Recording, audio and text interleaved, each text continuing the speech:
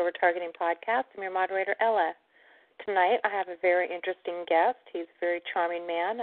Had a phone discussion with him a couple weeks ago and just thought he would make a wonderful guest here to share his experience, strength, and hope.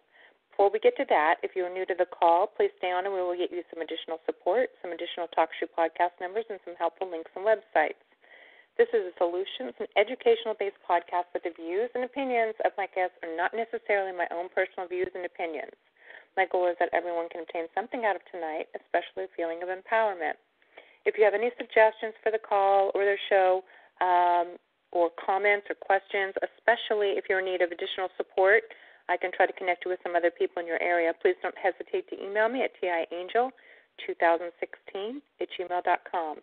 So I have on the line with me Levi R. He's a singer, songwriter, entertainer, and just a very interesting, deep person, and he's got an incredible story, and he's here to share it with you. So, Levi, I want to say thank you for coming on. You're welcome.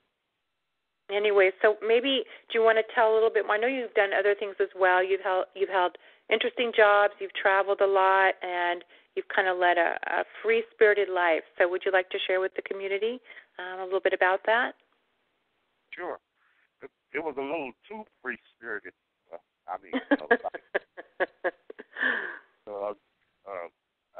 It seemed to me that I was feeling like I was the wrong person at the wrong place at the wrong time, in the middle of nowhere looking for nothing at the wrong, that type of thing. Where did you grow up at? Well, between Arkansas, Chicago, and Kansas. Then I spent some time in D.C. and then California. So you got to travel quite a bit in the States and live a lot of different places. How did you get into music? Well, my dad was a minister, and he was a singer, great singer. And we started a quartet when I was about 5 or 6 years old. And I think I sang the quartet for about 9 years. And then the military, when we reached the age of 18, most of the guys in the group was around the same age. Well, the military broke the group up. They drafted 4 of the guys out of the group, broke the group up. And then there was some musicians who had heard me perform in church before. And I was walking downside the road they were in a convertible, brand new Cadillac. And they pulled up beside me and said, hey, you and Levi? I said, yeah. And they said, you sing, don't you? I said, yeah. They said, we need a singer, And I wasn't really interested in singing, blues. I was raised in the church, I wanted to go. But they said, well, get in, so I got in. They took me on down to, we went to rehearsal. So I was listening to them, and they wanted me to sing a song. So they finally found a song that I knew, just one song, And when I sang, it brought their house down. So they said, listen, we got plans for you. So the guy was talking to me, and I think I had like 30 cents in my pocket, 25 cents or something like that, And I was hungry, didn't have anything to eat at the house. And the guy pulled up a $20 bill, and he laid it in my hand. He said, listen, we'll drop you off, he said, and I want you to think about it. And so there it was. I ended up in the band. What year was that? I think that was around 60, about 62. 62? Okay. Yeah, also, there was a note. There was a question in the chat to see if you could speak up just a little bit, maybe hold the phone closer to you. Okay. Can you hear me now? Oh, yeah, we can hear you much better now. And then definitely, for the sake of the recording so we can hear you well. Also, my YouTube guy said the same thing, if you could speak up a little bit. So that was in 62. And then what happened at that point after they wanted you to think about it for a while? Well, I joined the band, and I performed, until 64. I performed with them until 64. We went on the road a little bit, They had some bookings and things like that. So, and then I left them and I went into Job Corps.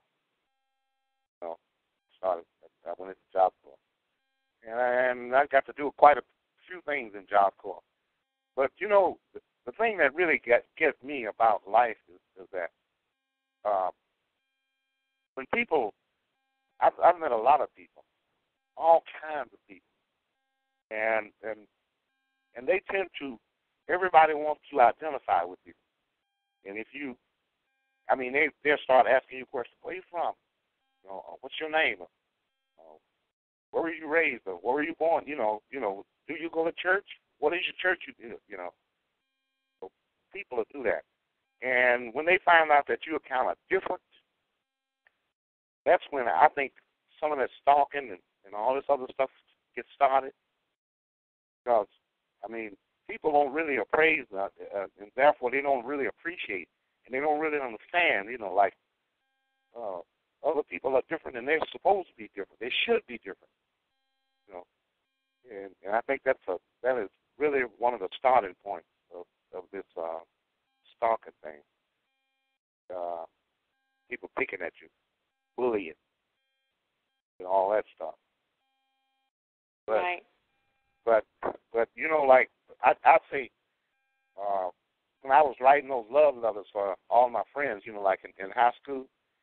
You told me that you because of the way you are and your artistic ability. You didn't say that, but I'm just surmising you're more humble than that. But you know, you have this talent, and you had told me we'd shared stories, and you told me how, you know, because you could write poetry and because you could write, your friends would ask you to write for them, for their girlfriends or people they were pursuing.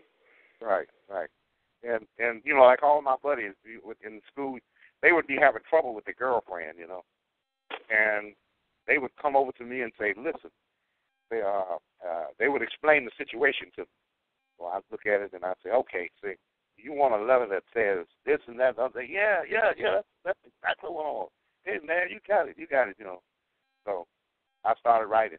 But when I went to college, when I finally went to college, my first year, there in college, at Kennedy King Junior College in Chicago,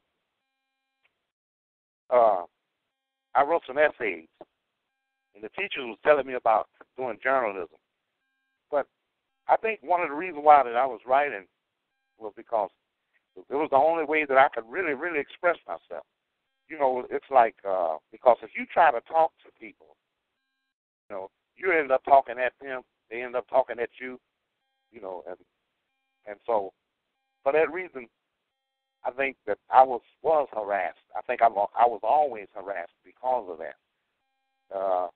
And when the harassment started was after I wrote this thing called We minus D equals I. I wrote a rhapsody, a poem, or whatever you want to call it. But when I wrote that was when the stalking, I think, really started, when I wrote that. It was so popular on campus, and everybody knew me because of that. And when that happened, I used to play tennis a lot. I would go and play tennis every day. And I had a great hands and eye coordination. So therefore, I didn't have to practice like other people practice. I could actually get out and play, you know, and because I had a good serve, tremendous serve.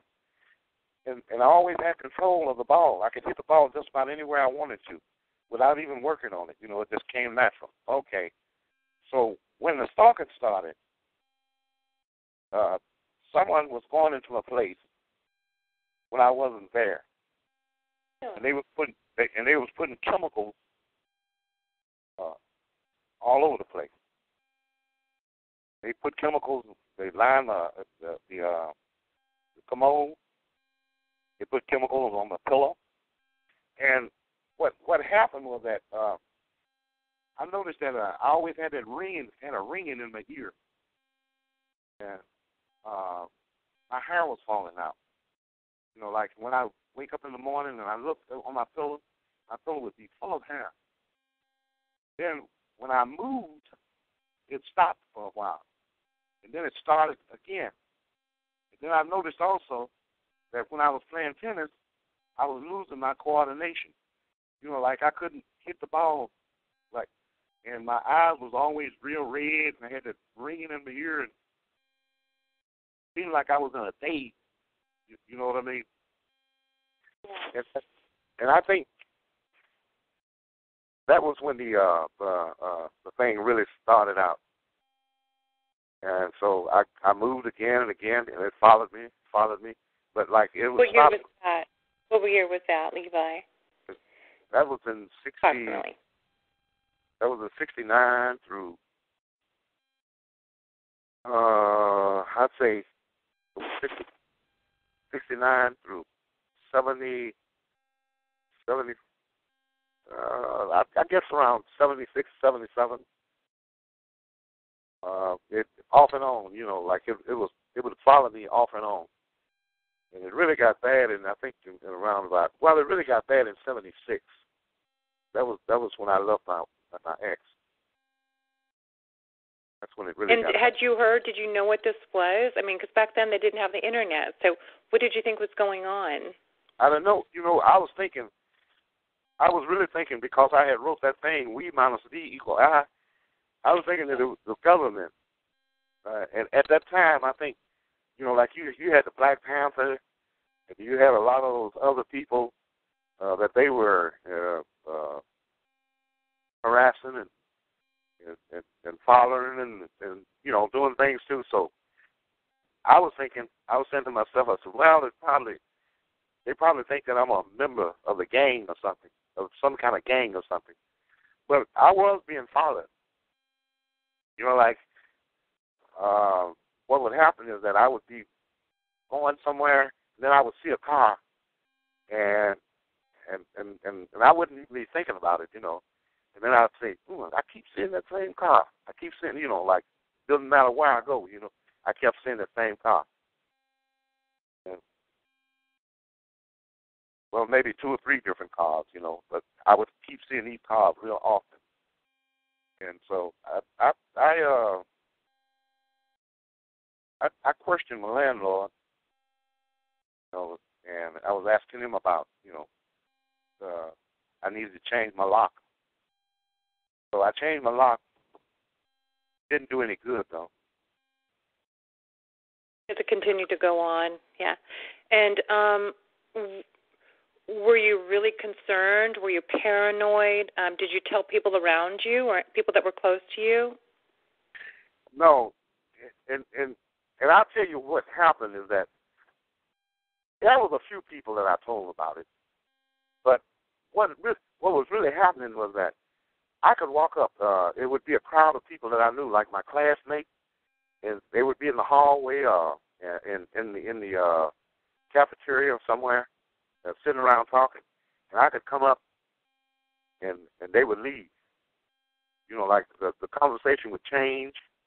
I mean, like whatever they were talking about before, they'd stop talking about it. I heard phony conversations and, things like that. And so I wondered. I was really wondering. I said, what is going on? What is really going on? But I tell you what, when I was working at a Chicopee, it was a place called Chicopee here in Little Rock, Arkansas. I was working at a place called Chicopee. Somebody broke 4 of my lugs off my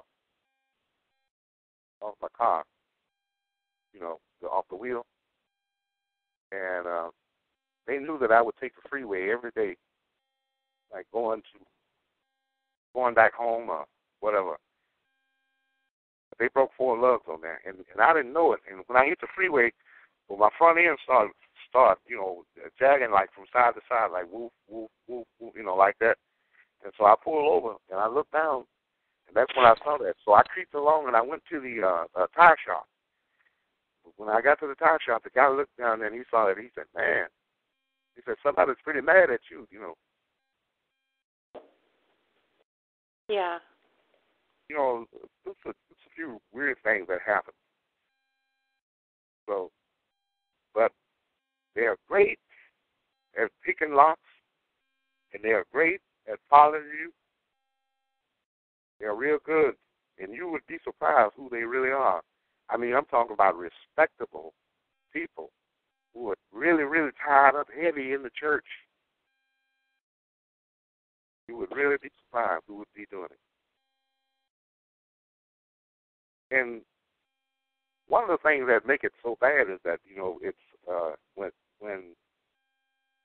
when they use the stuff like chemicals and things, like on people, there's really nowhere that you can go and nobody that you can really talk to about it.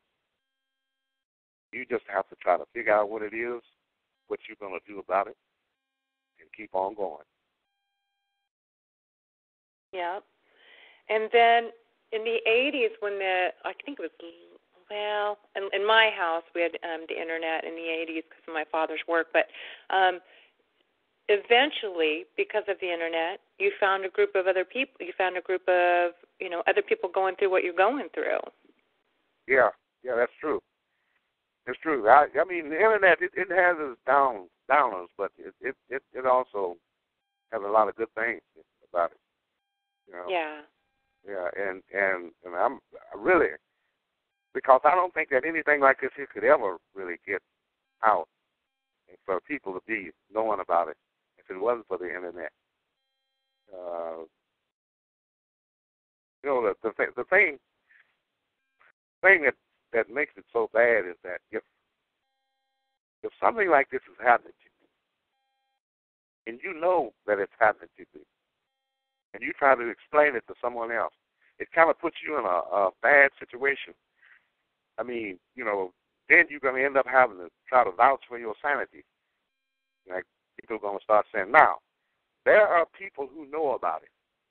They won't talk to you about it, okay? And the other people who don't know about it, they're not going to talk to you about it either, not really. They're probably going to want to get away from it. And one of the worst things that really happens to people who are being harassed like this is that you end up in being isolated. And once you become isolated, then that really gives them a free hand.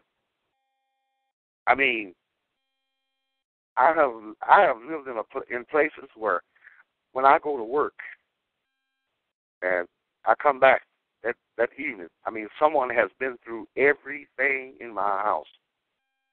I'm talking about they have unpacked boxes. They would go in, they would come in, and they would take like one thing at a time. Okay, like I have a lot of collector's items, like the things that was very dear to me.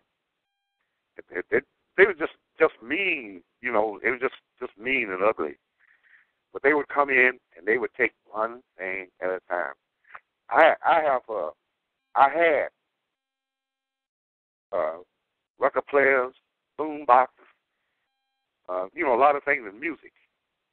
And I had music compositions that I had wrote. And they come in and take them.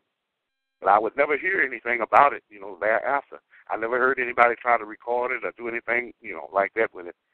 But they would come in and take the compositions. I mean, they took my phone book. They took some of my photos. I was living in a place where I had a carport. And we had a transit that where you could go up in the attic, but you had to go in from the carport. And when I parked my car was right under the transit. And about 6 inches from that transit, it was a huge wasp nest. I'm just going to give you an example of how, if you pay attention to things, that you can find out that stuff is going on. But this huge wasp nest was right there, about 8 feet. I'd say about 8.5 feet or 9 feet from the ground. So when I would get out of my car, I mean, I'd look up, and I could see the wasp on the nest, following me, like looking at me, checking me out, like they are ready to attack, like come on. So I would ease on that, and I'd say, well, I'm not going to destroy them because, they're just trying to protect the nest. So I'd go ahead. So after a long period of time, they got used to me. I could pull up there, get out of the car, and walk like I wanted to walk, and they wouldn't even pay me no attention. They'd go on by their business, doing whatever they do, So one day, I came in, and I looked up, and the wasp nest was gone.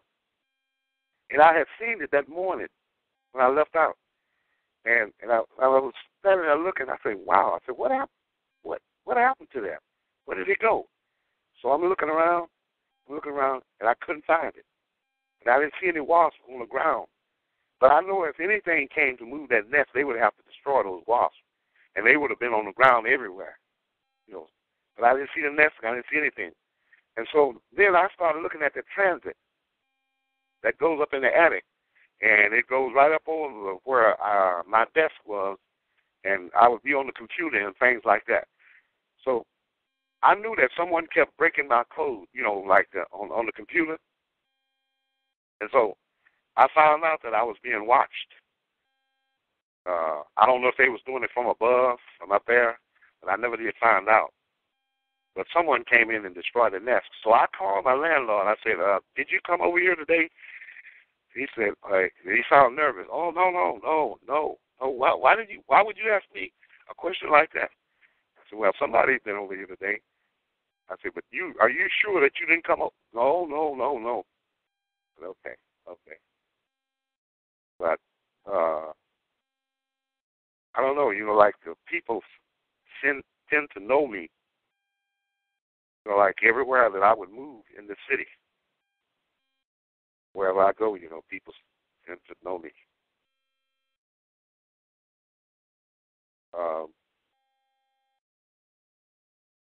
I know the chemical warfare of the thing is that they use chemicals to do things, well, I'd say make you sick, slow you down, so you won't be quite efficient in the way that you think, and and going on about your life trying to do what you really feel that you need to do. They want to hinder you, try to stop you in any way that they possibly can. And believe you me, I had stuff on my doorknobs, but when I would grab the doorknob,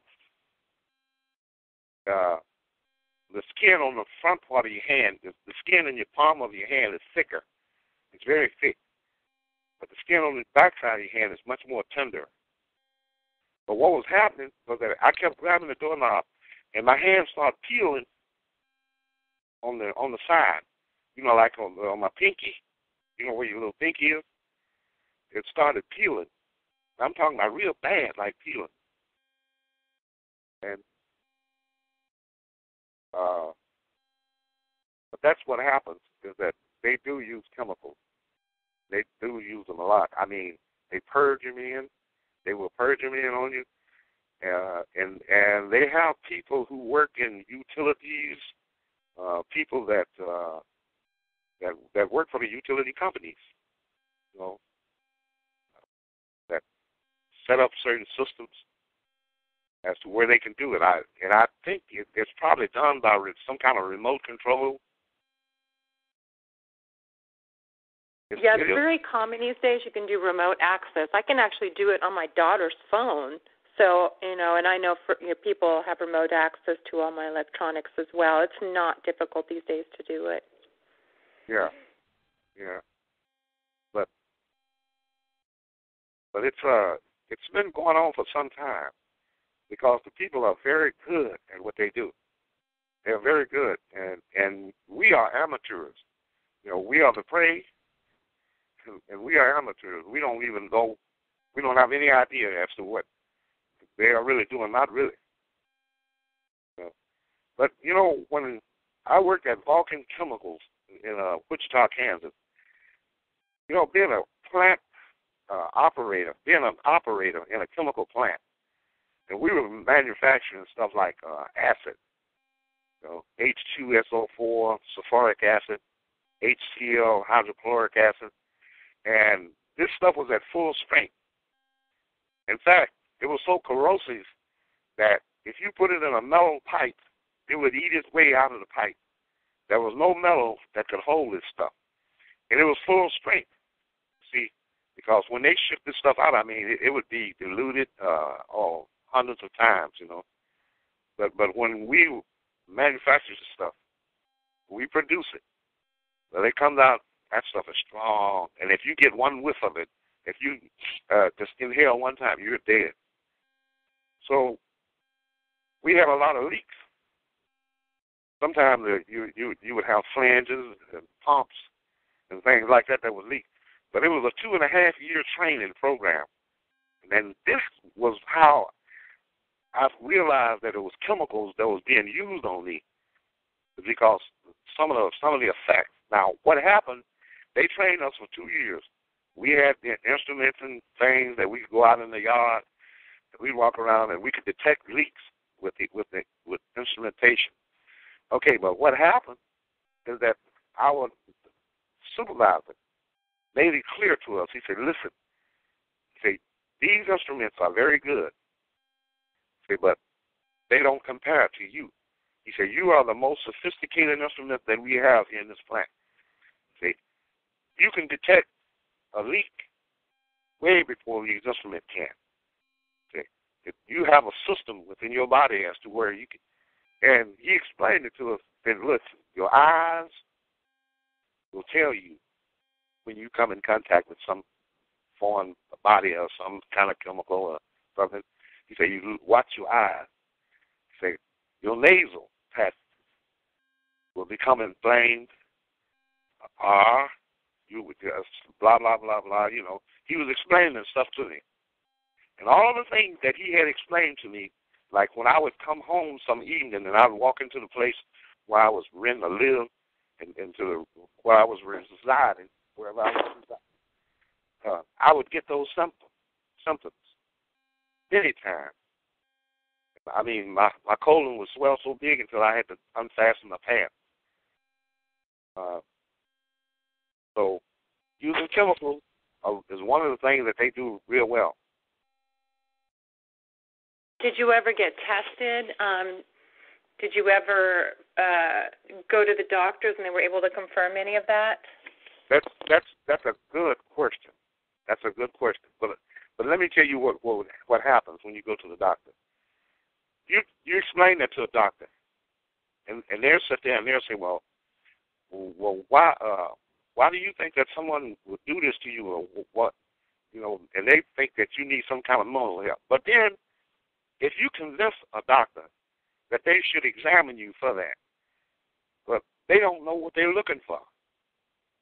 See, and there's so many tests that you probably wouldn't be able to pay for it. You know, if they would have no idea as to what they were looking for. In fact, I have taken some of the items that I know was contaminated and sealed them up, put them into a container and seal them up and take them there, and they wouldn't do anything about it. The police department won't do anything either. They will always tell you, did you see anything? Did you see anybody? Did you, this, blah, blah, blah, you know. Well, there's nothing that we can do. They don't have a reason to start an investigation. So, and the people who are doing this, they know the law. Because they have people within the organization that knows the law, and they know how far that they can go, without breaking it or without suffering any consequence. They are very sharp at that. In fact, one guy who was really doing it to me was my neighbor for about 7 or 8 years. He lived right next door to me, and he was telling me about a landlord, you know, and so my landlord was kind of a weird guy, and so we would talk about the landlord. But what had happened was that he had joined in with the landlord, and they both was doing it to me. He was a former investigator, like a private eye police officer. He had retired, so he had a lot of time on his hands. So he enjoyed doing that type of work. He enjoyed doing that type of stuff. And that's where a lot of this stuff comes from, too, is that a lot of those people was trained to do what they are doing. And they might have worked for the military at one point, worked for some kind of government, some kind of agency or agent or something. Then they retire, and they want to keep on doing it. So that's I don't know if anyone have any questions or anything like that about it. I mean, if you have some more questions, that's fine. But yeah, let's see. How did you find you find the community, and how did you find me? I know you called me, so I'm just curious how you found people to reach out to and share your information and to be a part of this together. Internet, YouTube. Internet. Yep, yeah. YouTube. I kept seeing. Yeah. I kept seeing you. I kept seeing your ad. Yeah, it would preview. Yeah. Yeah, and so I would never pay no attention. I kept going. And so one day, I was fixing myself a sandwich, and you were next in line, and I was listening to some other news, and when it went off, I think it was a lady. I think it was. She started talking, and then they was talking about gang stalking, and by the time I fixed my sandwich, I wasn't interested in eating it anymore. Like I was so interested in what you all was talking about. Yeah. So that was how I found it. So after that, I was looking for all your ads. Like all the YouTube. Yeah. Videos. Yeah. Like all your videos. Yeah. Great. I hope they were helpful and resourceful, and I'm glad you reached out to me. So maybe you can share with us, you have all this wisdom, when I was talking to you, I just thought you were really wonderful. And maybe it's not the right time or something, but how do you handle all this with such grace? And, how do you maintain your sanity and your clear-headedness? Well, you know what though, it's not going to bother me. Like what they're doing. The only thing that worries me about it all is the chemicals. Now I do know that could have a long time effect. And when you're constantly coming in contact, there's no telling, what effect that it might have on you. And that's the only thing that I probably would be concerned about. The chemical thing.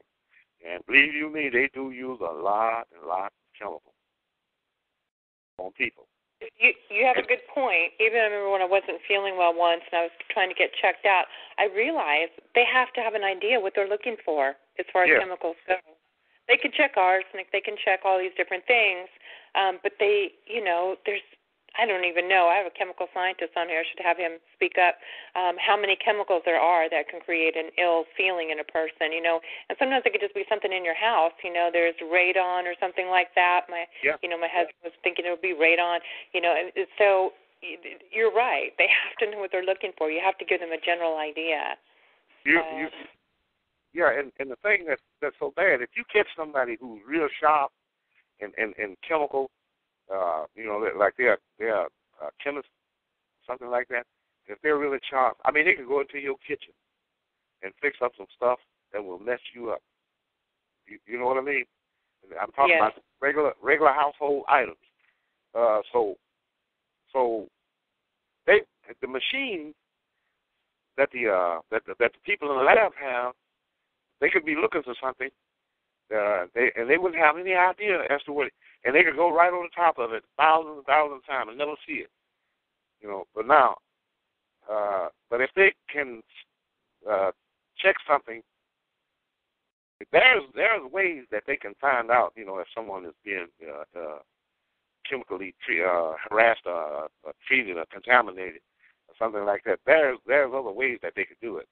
I mean, they could check your blood plasma and find stuff in it that's not supposed to be there.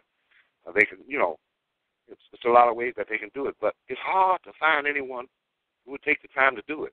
But I know there are some people that's out there that would do just that. They would take some time, but you just probably never get your chance of meeting one of them, get to know one of them. It's very slim.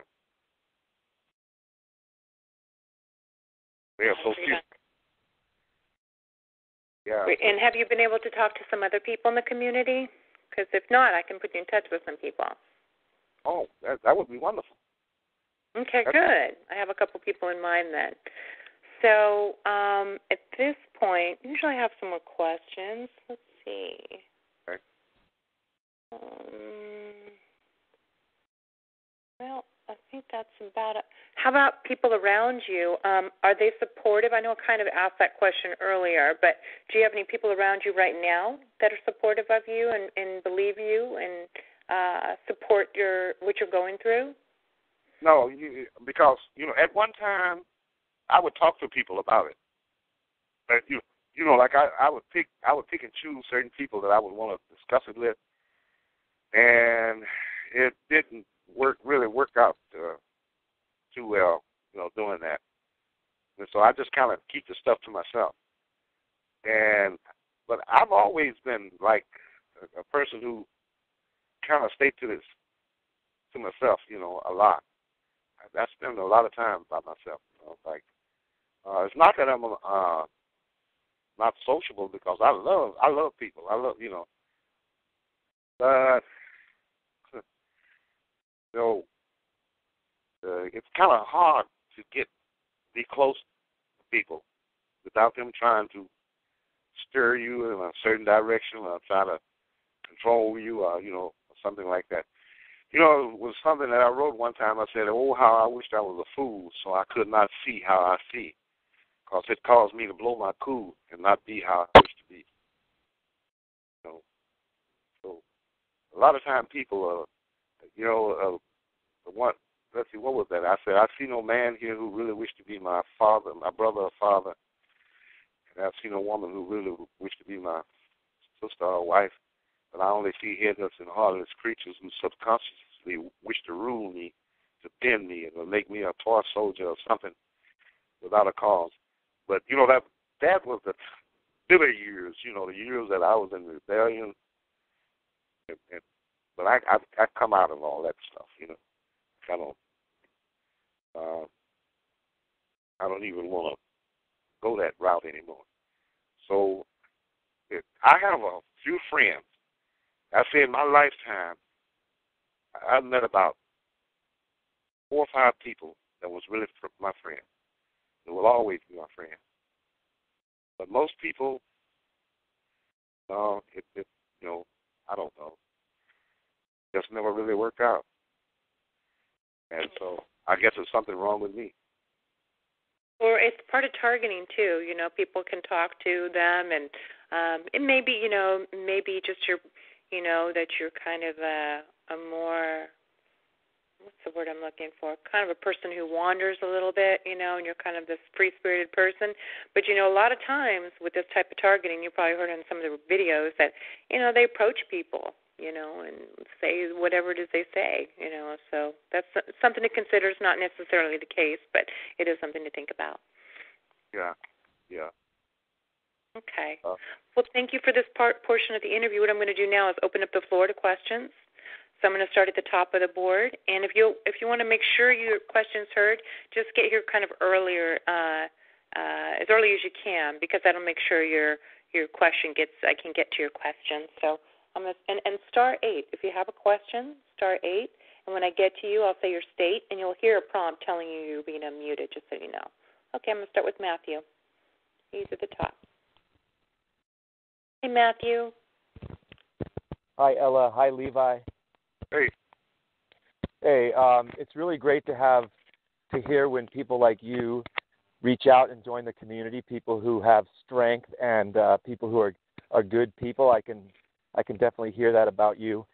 My question for you, I have a question, and then while I was listening to you, I was inspired with a suggestion. I have a suggestion for you. I'll start with my question. My question is, did you say that you were targeted at first in the 60s? Yeah, I think so. Okay. What I was going by is that, sometimes some weird stuff may happen to you, or something may happen to you, and so you try to figure out if that's what it was, or maybe it was, maybe it wasn't. And then there's sometimes that some things going to happen to you, and you're going to know what it is. So to know precisely when it all really started, it would be kind of tricky, I think. It can be, yeah, it can be. In other cases, it starts like a like a sledgehammer, and you know when it starts. But exactly. So given that long period of targeting, which we've heard from many other people, it's very believable. But I'm just curious if you can give us some insights on how the perpetrators' techniques and maybe how their technology has changed over the decades. Have you noticed changes? You know, maybe it's a lot of things that happen to me that I probably don't pay too much attention to. But there's certain things that happen to me that I do pay attention to. And the part about the chemical, it has not changed, not really. I mean, they may be using different substance, and you may have different reactions, but the way that they strategically use it, you know, on people have not changed that much. Okay. And you do have different groups. Some of them use it one way, but they will strategically place the chemicals where they know that you would come in contact with it, and they seem to know whether or not if it's effective and that it will be. But see, the only thing that one of the things that you really need to worry about when something like that is happening to you, you need to think about, say, now, is this what effect is this going to have on me long term? You know, on long term. Right. And what kind of help can I get? You know, somebody medically or somebody's physical examinations or whatever. You know, because when you start dealing with the chemicals, you do need help. Yes. Well, help. I would say the art of poisoning is probably as old as mankind itself. Yeah. But have you noticed a growth in terms of the numbers of perpetrators over time? No, because I knew it was happening to me, but I didn't know of anybody else. I just didn't know, because, like I said, when I would try to talk with other people about it, the people who knew about it, they wouldn't say anything. I mean, they wouldn't let you know that they knew. It's like a big secret. And the people that didn't know, I mean, they would be astounded and shocked, surprised. So, well, I think we can all relate to that. That's pretty much all of our experience. yeah. Well, thanks for those answers. And now I tell you, I was inspired with this suggestion when I was listening to you. And there's many different ways people can contribute to activism. And one thing I thought we could use, we have maybe one or two examples, but since you are a singer and a songwriter, I wonder if you'd ever be inspired to write a song about this issue. We could use some contributions in the artistic realm, and I wonder if that's anything you've ever thought about. Yeah, I did. I have wrote some songs about that, but I just never got them published because let's face it, you know, I'm not a business type person, and I never knew about how to get my stuff published. And now I knew how to copyright, so I have several songs that I wrote about that. Not about the stalking specifically, but I always write in a philosophical mood, I say, for people. I always write about people. So. Okay. Well, I'm sure the community would love to hear one of your songs sung by you, put out on YouTube, if that's ever anything you think about doing. I want to interject real quick. Before tonight's podcast, he goes, I have one on there I put up there not that long ago, if you want to listen to it, and I was blown away. It reminds me, it's kind of a love song, but he told me he wrote it for his mother when she passed, but it's so beautiful. And you didn't get to do takeovers. It was just one take, and you got to sing it, and that was it. But, wow, it was beautiful, I have to say. It was just classic. You should have made some money on that one, so I feel. It's not too late, that's for sure, because it's got that classic appeal. Are you talking about the Just One Life, the song Just One Life? Just One Life. That was so beautiful. Yeah, well, it's on YouTube. I mean, if anybody want to listen to it, hey, I'll take a listen. I'll get the link and I'll take a listen to that. Well, thank you for speaking out, and I appreciate your words. You have a good night. Yeah, and thank you for the call. I appreciate it. Thanks, Matthew.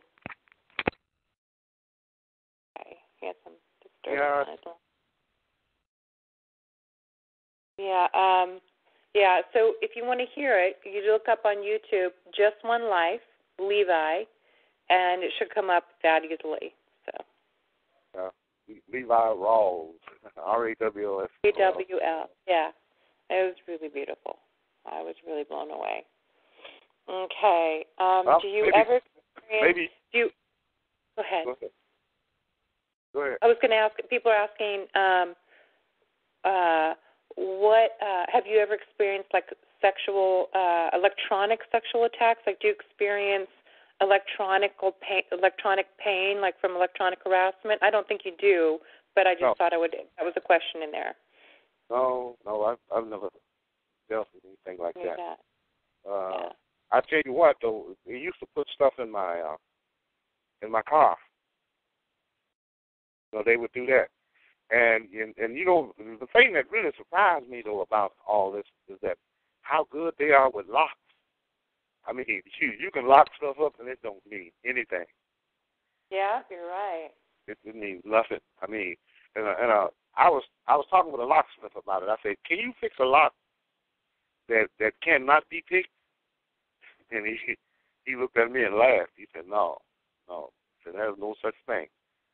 He said, I can fix one that would slow somebody down. He said, "But if they really know what they're doing," he said, "every lock is made for innocent people, for people who are pretty honest." He said, "That's what the locks are made for.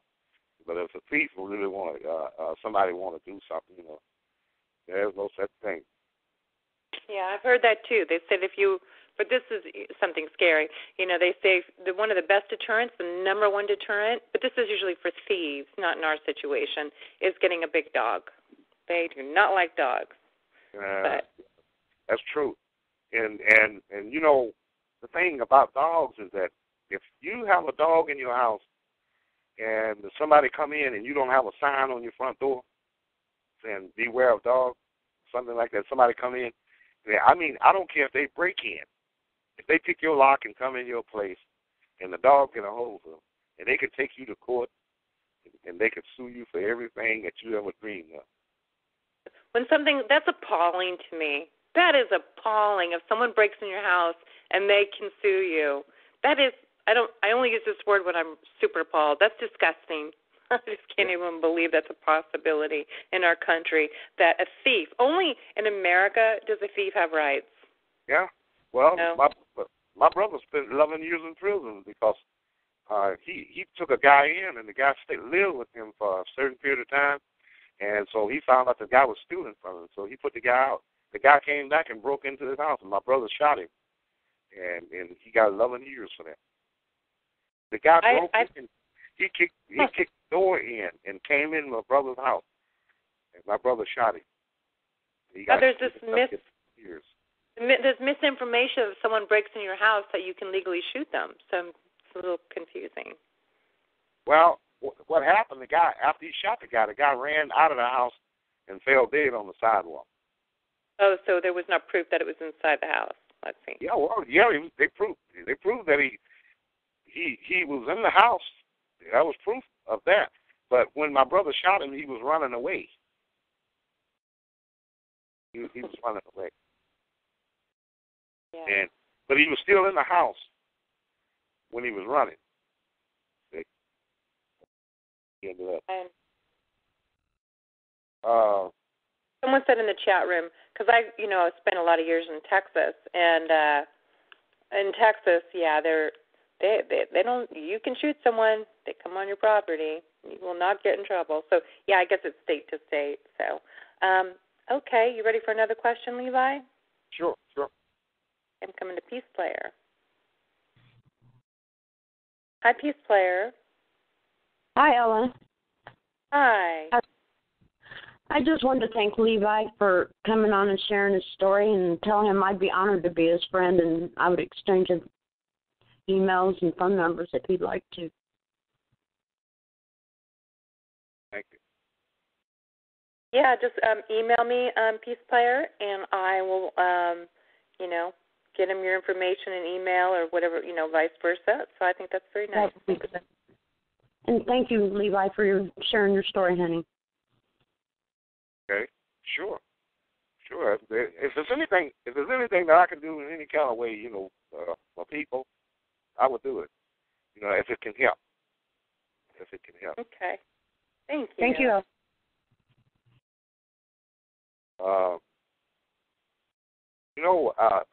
I was wondering for many years about why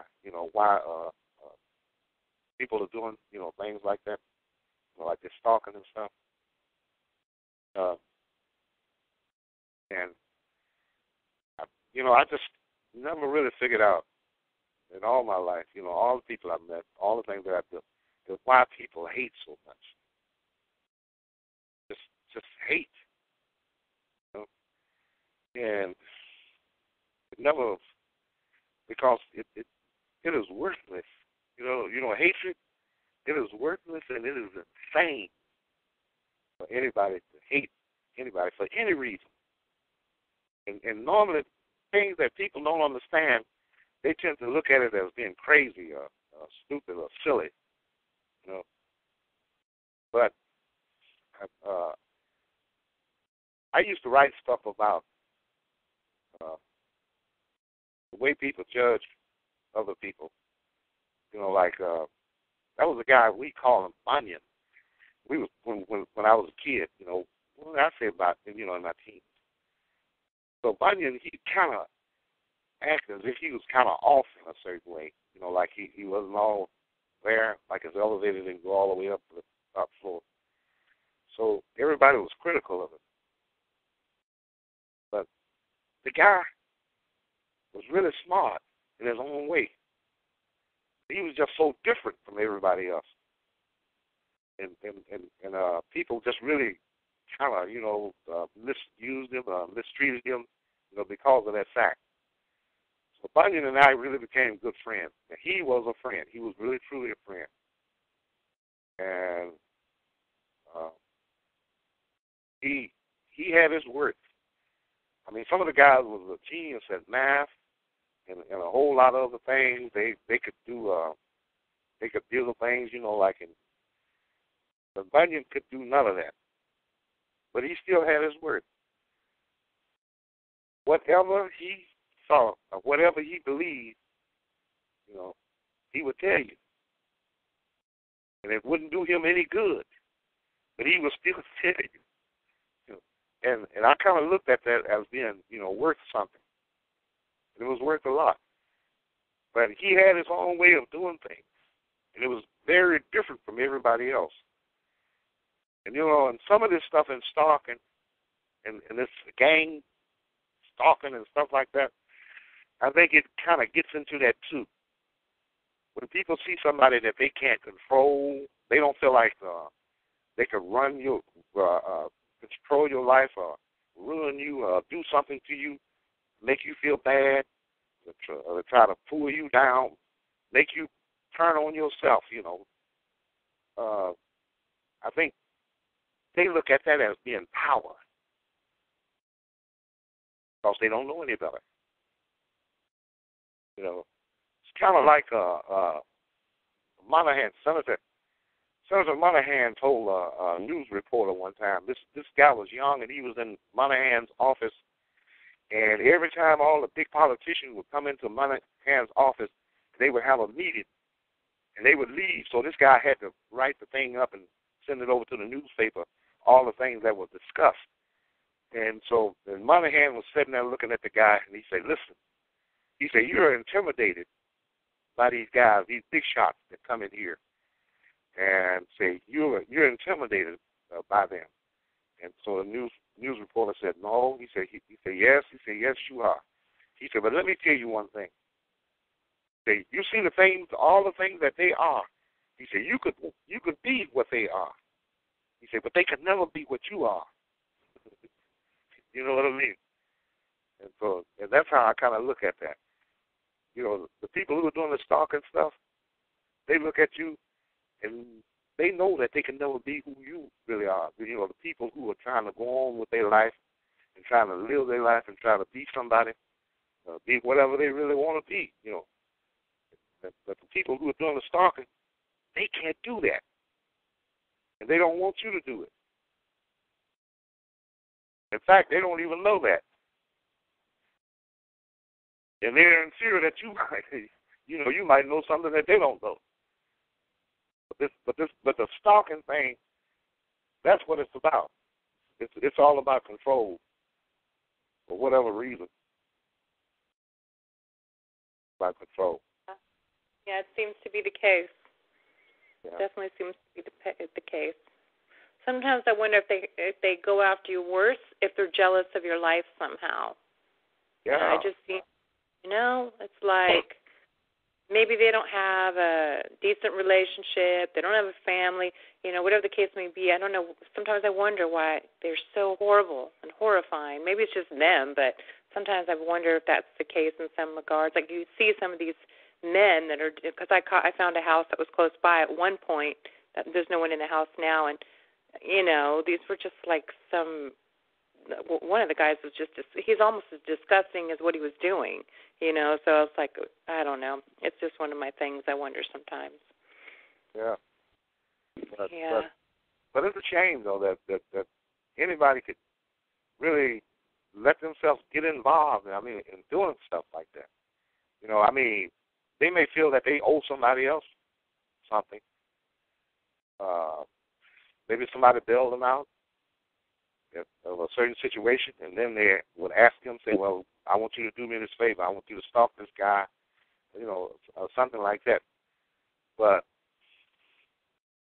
I just, it's just something that I would never do. Something that I would never do. No morals at all, no ethics, no conscience. It's terrible. Okay, although some of them say it's just money. They've come in the chat room before, I don't know, just someone's perps and said it was all about the money. So he said something like, I do it for the money. And I was like, oh, nice. But there are different perps. But how much is money? Like you get to looking at life and things like that. So you say, well, how much is money? How much is life? How much is love? How is reason? Well, I don't know. Maybe I talk too much. Yeah, no, you're right. This is why you're here. Okay, I'm going to go to California for the next question. Hey, California. Hello. Actually, you were talking about hate. He was talking about hate, and I wanted to say that hate can eat you up from the inside. I don't see how people can live with constant hate. But what I really wanted to say was just thank you to Levi for coming on and sharing with us. And I love his name, Levi. That's a beautiful name. Thank you. Yeah, I got my suntan in Florida. No, I'm just kidding. But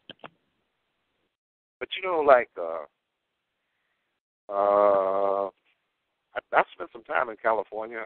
I used to live on 6th Street. Santa Monica? Or in downtown L.A., or is that Santa Monica? No, downtown L.A. What do they call that place over there? It was Inglewood? No, Inglewood. Yeah. Oh, I remember. Yeah. Yeah, I lived on 6th Street, and I had me a nice garage apartment. And I ended up on Skid Row. No, what was that other place where they had all the big rats? Oh, yeah. In a motel. Yeah. Hotel. Yeah. All the way down. I skidded all the way down. Mm. Big shot to no shot. Yeah. Well, thank you for sharing. It is the city of who you know. Yep. If you don't know anybody, you will never hardly get anywhere. Yeah.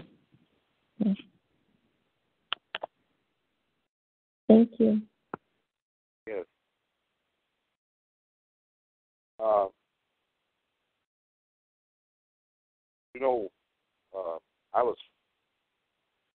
I know it was a good time that You see, like when I was in college, it was kind of a bad time for me, really, because I could never agree with. I could never agree with what they were teaching, you know. And when I was writing stuff, like I stepped on a lot of people's toes. I really did, because I remember one thing. I remember once I wrote a thing. It says teachers are dead. You know, I wrote this and put it in the newspaper. You know, say teachers are dead because they don't know. And they're going to teach us all to not know. It was stuff like that. And they died a long time ago, and they don't even know when they died. You know, I was talking about indoctrination, and you know, and stuff like that. And then we got into this racial type thing. So I was writing a thing called, I was saying that superiority is not necessary. And it wouldn't ever be possible without someone thinking themselves to be inferior. How is superiority? What does it take to manufacture it? What is it start to, you know? And so, see, when things like that was going on, when I was writing stuff, I know a lot of people didn't like me. So when the harassment started, when the stalking thing started, but see, I'm thinking that it's because of what I was writing. But it didn't have to be that at all. It could have been. It could have been because of that. But it could have not been because of that, too. It could have been just my number just came up, you know. And so I'm thinking government. I'm thinking government the government has got, because the government was strongly after a lot of people back then. I mean, you know, Hampton, the Black Panthers. Yeah, and those were the agencies too. Those were like the FBI. I saw horrible letters, like even to Martin Luther King, telling him to commit suicide. You know, right. The FBI. You know, they were COINTELPRO. They were trying to take down these groups. You know, anything that was considered a deviant group or that's going to instigate change. You know, they didn't want any. Yeah, they didn't like that. They didn't want any voices of dissent. But the thing that really surprised me about it all, though, was that the church.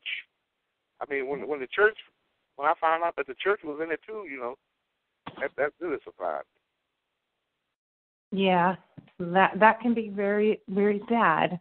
You know, it depends. You know how churches can be. So sometimes I don't really know what they're doing or why they're doing it. But you know, I think churches can be really naive in the mindset. So sometimes they just get on board and they don't really know why.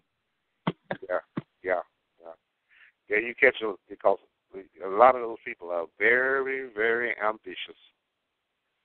And the rules just doesn't apply. You know, waiting tables is one way that you can find out a whole lot of stuff too. And I waited tables too for a while. I was a waiter. I did a la carte. I did banquets. I was even a pot washer at one time. Dishwasher. Kitchen porter. In fact, I was a cotton picker at one time too. Cotton shopping. Wow. A farmer. You know, like we had the hogs and the cows and the chickens. We had to cultivate and grow our own vegetation, kill the hogs, moving from country to the city. Big transition. I even had a job one time collecting rent for the mob. I didn't know what it was. I asked the guy for a job, right? So he gives me a card. He says, "Come see me." I don't know if this guy's a mob, you know. So he said, "Now, So he says, we got a good job for you, like collecting rent. I said, oh, yeah? Yeah. I said, what does it pay? He said, you get a quarter on every dollar you collect. You get a quarter, 25 cents. I said, hey, man, that's a good deal. I said, when do I start? He said, you can start in the morning. So the guy about to pick me up. The first thing the guy asked me, he said, you got your piece? I said, piece? I said, what are you talking about, piece? So he reaches into his bosom and he pull out his 9mm, and he said, and he's driving the car as he's doing it. He said, this is a piece, man. He said, do you understand? So he looked at me, he said, where you from? I said, Arkansas. I said, oh, okay. He said, what I don't understand, he said, why you don't have your piece. I said, what do I need a piece for, man? He said, you collecting rent, man. But anyway, to make a long story short, they were taking people's stuff and sitting it out on the lawn, and the people wouldn't even be at home. They would kick the door in, and they would go in and take all the furniture, everything out of the house, and set it out on the lawn. So people walking down the sidewalk, and they would say, ooh, that's a pretty lamp. And say, get it. So they would pick a lamp up and walk on away with it. But the people who were getting their furniture set out on the lawn, they had work or someplace, but they didn't pay their rent, see? So they got an eviction notice. And the way they evict people in Chicago is that way. They do that way. And they could set you out on the lawn. So it ended up being gunplay, people flashing guns, and all this cussing and fussing and fighting and So I had one day. I went out to collect rent for one day, and I went back there and I told the guy, I said, listen, I don't want no part of this. I said, I want out. So he said, why? I said, somebody can get hurt. So he tells me, he says, listen, he said, just don't let it be you. He said, if you get out there and you hurt somebody or something, I said, yeah, but I can get in trouble. He said, no. He said, you work for me, you don't get in trouble. You don't spend no night in jail. You understand? I said, no matter what the crime. He said, no matter what the crime, I don't care. I don't care about that. He said, they ain't messing with my money. You understand?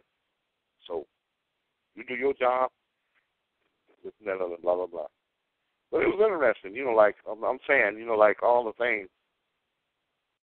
that I was learning, like when I went to the big city and when I was waiting tables, like hear people talking. You didn't want to. Sometimes you wanted to and you couldn't hear. But it was really interesting. Life is like some. Life is something. It is. I'm sorry. Are you ready for some? I'm sorry. No, I love listening to your story and your life. It's been very interesting, and I'm sure other people find it interesting too. So that's kind of what the testimony is, sharing your life experience. So I'm going to go ahead. Are you ready for another question? Yeah, sure.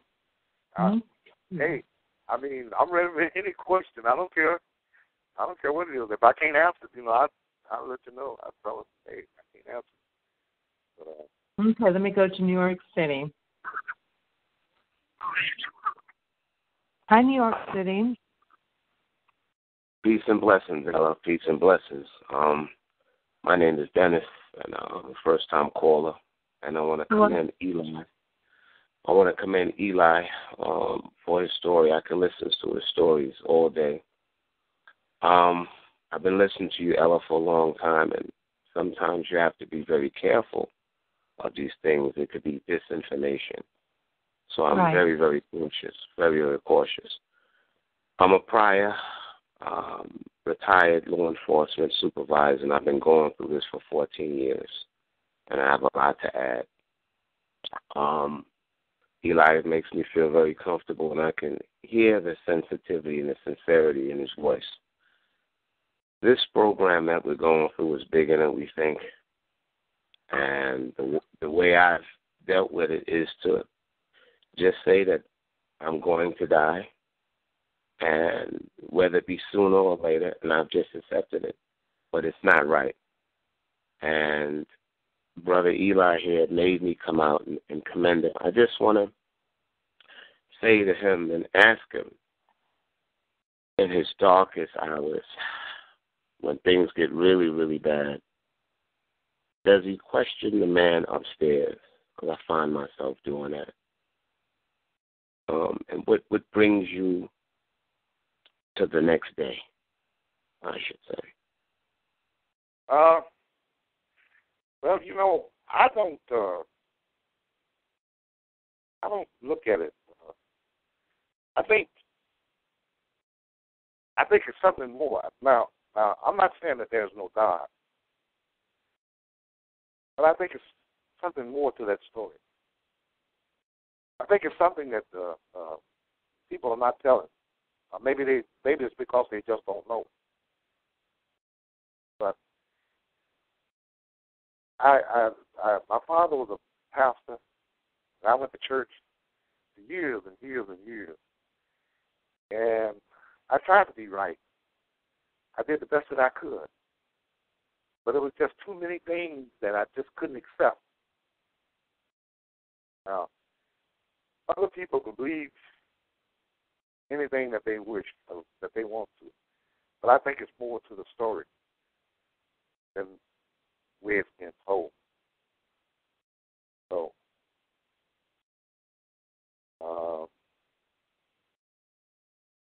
I just believe it's different.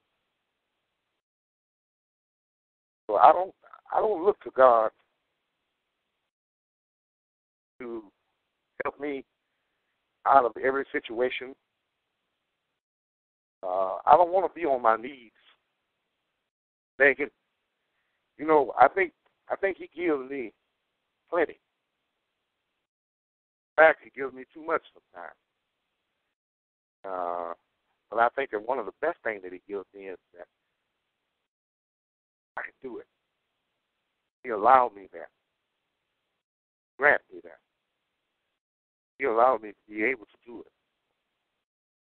So I don't think that He wants me to be whatever God is or wherever He's from or whatever He do. I don't think that He really wants me to be coming to Him at every turn and situation. I mean, I don't care how dire a situation may be. I think that He kind of look at me and say, well, you know, yeah, I will help you, but you can do it. You can do it. So, I mean, I look out into the outer space out there. Out there, there's life. I'm certain of that. I'm certain that there's other beings, whatever, you know, it may be. And we are not the only one. So I really believe that. I think God made that too. I think that it's more to the story than what we hear, what we see. Because for 40 years, I went to church and I still hear the same stuff over and over and over. But I wanted more. So, Thank you, Eli, and I feel the same way. And when it gets really rough, I'll try to remember that because I'm a loner too, and I don't trust that many people. But thank you, Eli. You know what? You know, it's good to believe in something. It is fantastic to believe in something. I mean, the church have done a lot of great things, and the church has done a lot of bad things too. But it's great. But one of the best things that you can believe in too is you. You know, you have to believe that you can do it. You have to believe that you can do it. Whatever has to be done. You can't do everything, but I think that you can do whatever is necessary. And you know, one of the things, people can say what they want to say about America, but see, like I've been out here, and I have been out there, like on the road, on the street, and didn't have anything. But people will help you. You know, there are good people. I'm not talking about people that are just black, white, brown, red, green. I don't care what color. I don't care where you go. You're going to find good people. But there are some bad ones too. And I've learned that. And so when I meet people, I don't color them. I don't paint them as being bad or good. I just paint them as being people. Not until they show me. When they show me, I let them show me. I don't judge them. I let them show me whether they're good or bad, and whether I want to fool with them or if I don't. That is my motto. That's what I live by. I know how people have helped me. And when I talk about this stalking mess here, and this is why I feel the way that I feel about it. If there's anybody out there that I can help in any way by just coming up and saying this or doing that or whatever, I would do it. Because it is wrong. And it's hurting a lot of good people. I'm sorry. I'm sorry I get carried away from that. No, you're not getting carried away at all. I mean, I enjoy listening to you personally. I could just listen to you for a day. So thank you. Okay, New York City, thanks for the input. And, it's hard for me to tell with this information or not, because sometimes I think they really believe what they're sharing. So, and I feel like people should have a platform to share their stories. And, sometimes I may not agree with their ideas, but I try to be careful and use good discernment. But I'll take into consideration what you said and kind of check out their stories. The other thing is, sometimes when I talk to a person, I may speak to them for 30 minutes, and sometimes the topic drifts to more personal things like their family or my family, whatever the case may be. So I don't always know what a person's, I can't guess in a 30-minute conversation, or I can't predict how an interview for 3 hours is going to turn out in a 15 to 30-minute conversation, if that makes sense. So I kind of try to go with my gut. Yeah. Well, see, for you to be doing what you are doing, you understand, it says much. It says a lot. Because a lot of people are capable of doing certain good things, but they will never do it. They will never do it. But for you to take out your time and put it into this type of thing, that is fantastic. And I don't think that most people really realize, what it is, how fantastic it really is, for you to be doing what you're doing. Well, thank you, Levi. Those are very kind words. I really appreciate it. I do think go ahead. Do you realize that people be searching a lifetime? Some people be searching for you for a lifetime and never find it. And then if you wasn't doing what you were doing, you think about the people that wouldn't have some kind of gratification, some kind of direction that they have now. You think about all the people. There's a lot of people. There's a lot of people who need your help. I mean, I'm talking about really, really, really need your help. And I don't think you realize, how important you really are. No, well, that's kind of you. Well, I just decided, when I found the community, I wasn't going to waste any time. I felt like something needed to get done, and I really didn't know the direction I was going to go. I know I wanted to have a call because I sure loved them myself. There was a lady named Linda and this woman, Shelley. She had an interview call, and Derek to some regard too, but I just appealed to the support part of it as well. And, I just kind of found my niche, on accident. I just decided to have interviews, and I just decided I was going to ask anybody and everybody, and I don't care how scared I was. I was going to try and bring people that could really help us, and find people like you and, decent people and try to bring them on. And I try to answer every email I ever get. I really do, because I hate to hear that people are struggling, and sometimes I just need to be connected to another person, and I'm not looking for any kudos. I appreciate, you saying those things. Though it is nice to hear those things, but I really, I would do it anyways. I just want people to know that, I didn't set out to do anything in particular other than have a call and give support. It just turned into something different. I just decided to take an educational standpoint and try to really, do what everybody else would do if maybe they could. I just decided that I was going to be bold and, call people up and try to get people involved in the, and expose this program, and like I said earlier, have people like you come on. Someone's going to relate to you. someone's going to get something out of what you have to say, and that's what I hope for, at least. In your case, I'm sure a lot of people get a lot out of listening to you. Yeah, I appreciate that too. But it's life is a experience. It's but like the one thing that it took me a long time to realize is that anything that I have written, I wrote, anything that I would write, nobody knows your life, but you. You're the only person that really knows your life. Other people can sympathize with it. They can kind of understand. Maybe they can grasp some kind of understanding of what you're really talking about, but they don't know it. And so your story, see, every one of us have a story, and it's really something. But nobody knows your story but you. I don't care how many times if you had strips of paper in your hand, you could write 1,000 years. Nobody will know your story but you. People can only sympathize with what you are really saying, what you're really doing. So that's one thing that I realized, like when I was writing, I finally came that there was a thing called the straightest way. I was talking about that all the way that I could go. Because that was a soldier. That was a soldier. He was saying that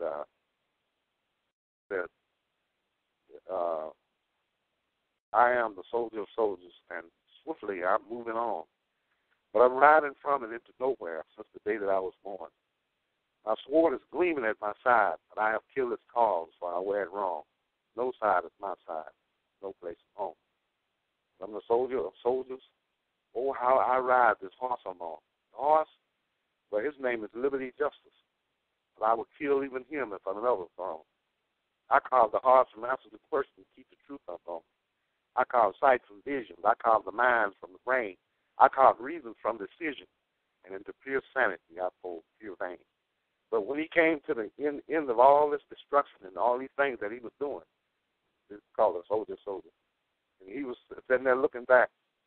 And he saw the crooked way that he came, when he could have came straight. But he saw the footprints portraying a long, crooked path that he had, that he had betrayed them. So, and he was looking back and he said, well, he was in a room of steel, but no one was a door.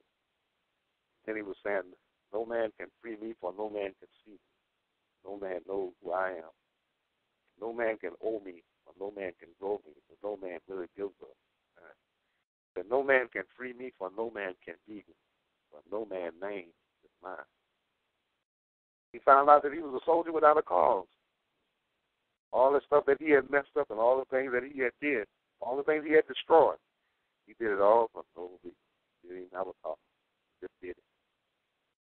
And then when you look at these people that are gang stalking, they are soldiers without a cause.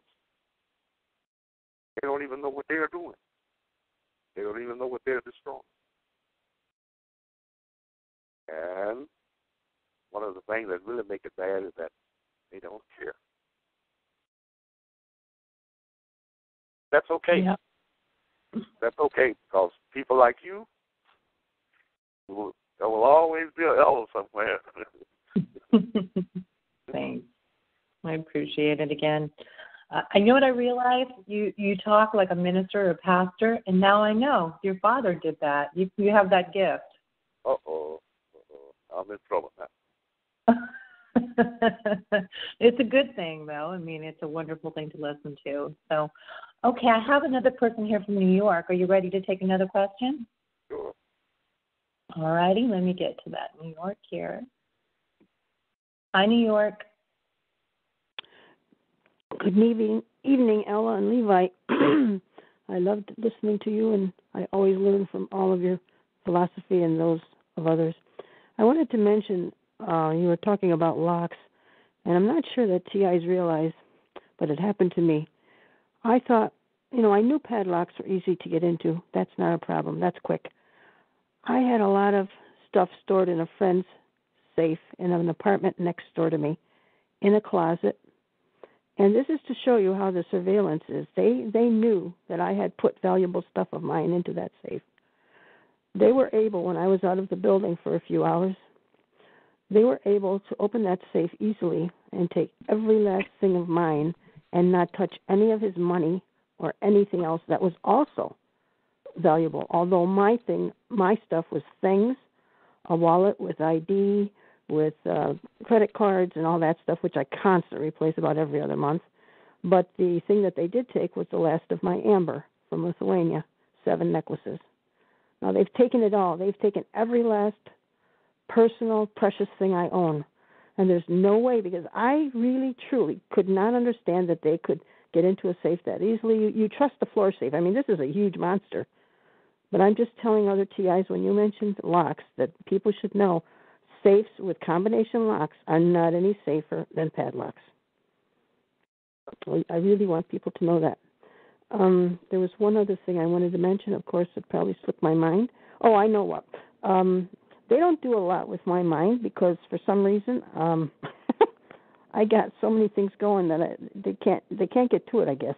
But instead, when they get a person like me that's so strong-willed and so busy with 10 things going all at the same time, noisy and constantly, they attack the body.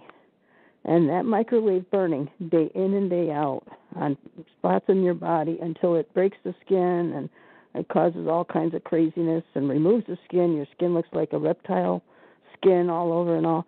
Then they get you other ways. So there's no way to escape this, as you reiterated many times tonight.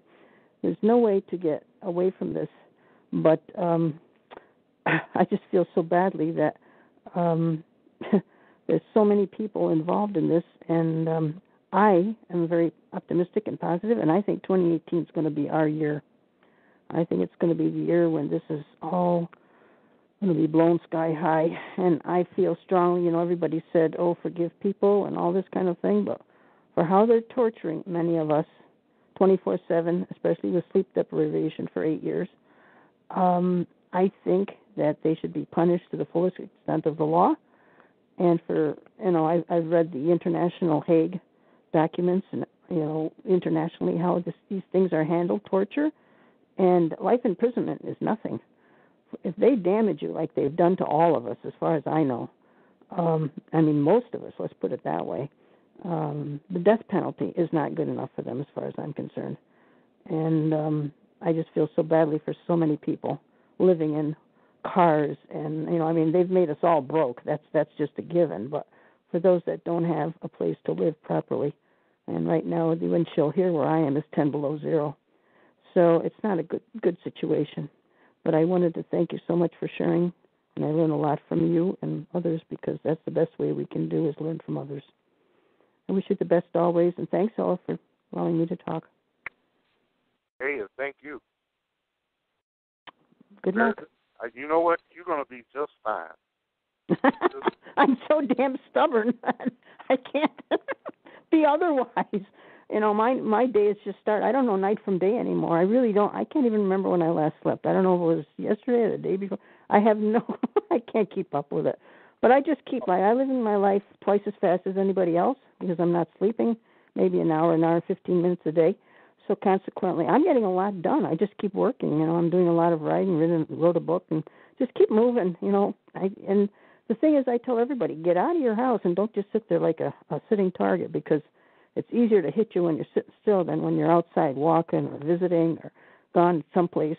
I don't care if you go horseback riding or hiking in the forest. Do something, because it just makes them happy when they hit us as hard as they do. I think they just get some kind of thrill from it. Can you go to some place that would be safe for you and where you don't know anybody, and just go there and stay 2 or 3 days? I've tried everything. I have tried so hard. I've gone to foreign countries. I've gone to Europe and everything else. They within 24 hours they are hooked up on me and locked on me just like I am at home. And in Europe, I found it worse. So even locally, I do find a place 70 miles south of me where there are no cell towers, and it's in the mountains, and I'm safe there for about 3 or 4 hours until the satellites, I think, come back around. And the thing is, when you don't sleep for so long, I would have to learn how to sleep again normally. I can't sleep. See, you know what I mean? That's the thing that really got me concerned about you, is that, you're not getting to sleep. That's right.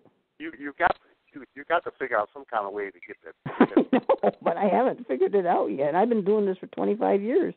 No, I haven't figured it out yet.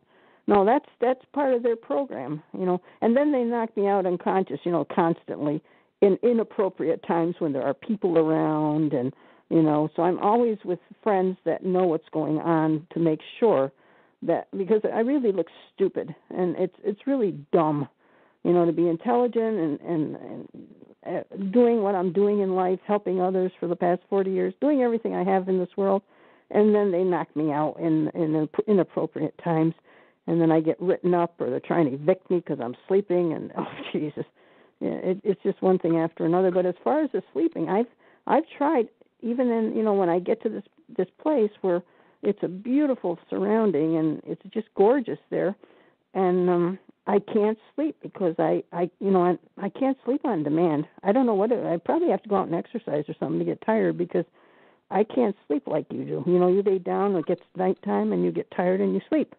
That's a normal thing to do. I guess I don't know how many people there are like me that are treated this way. They say the older you get, the less sleep that you get. That's what a lot of people say.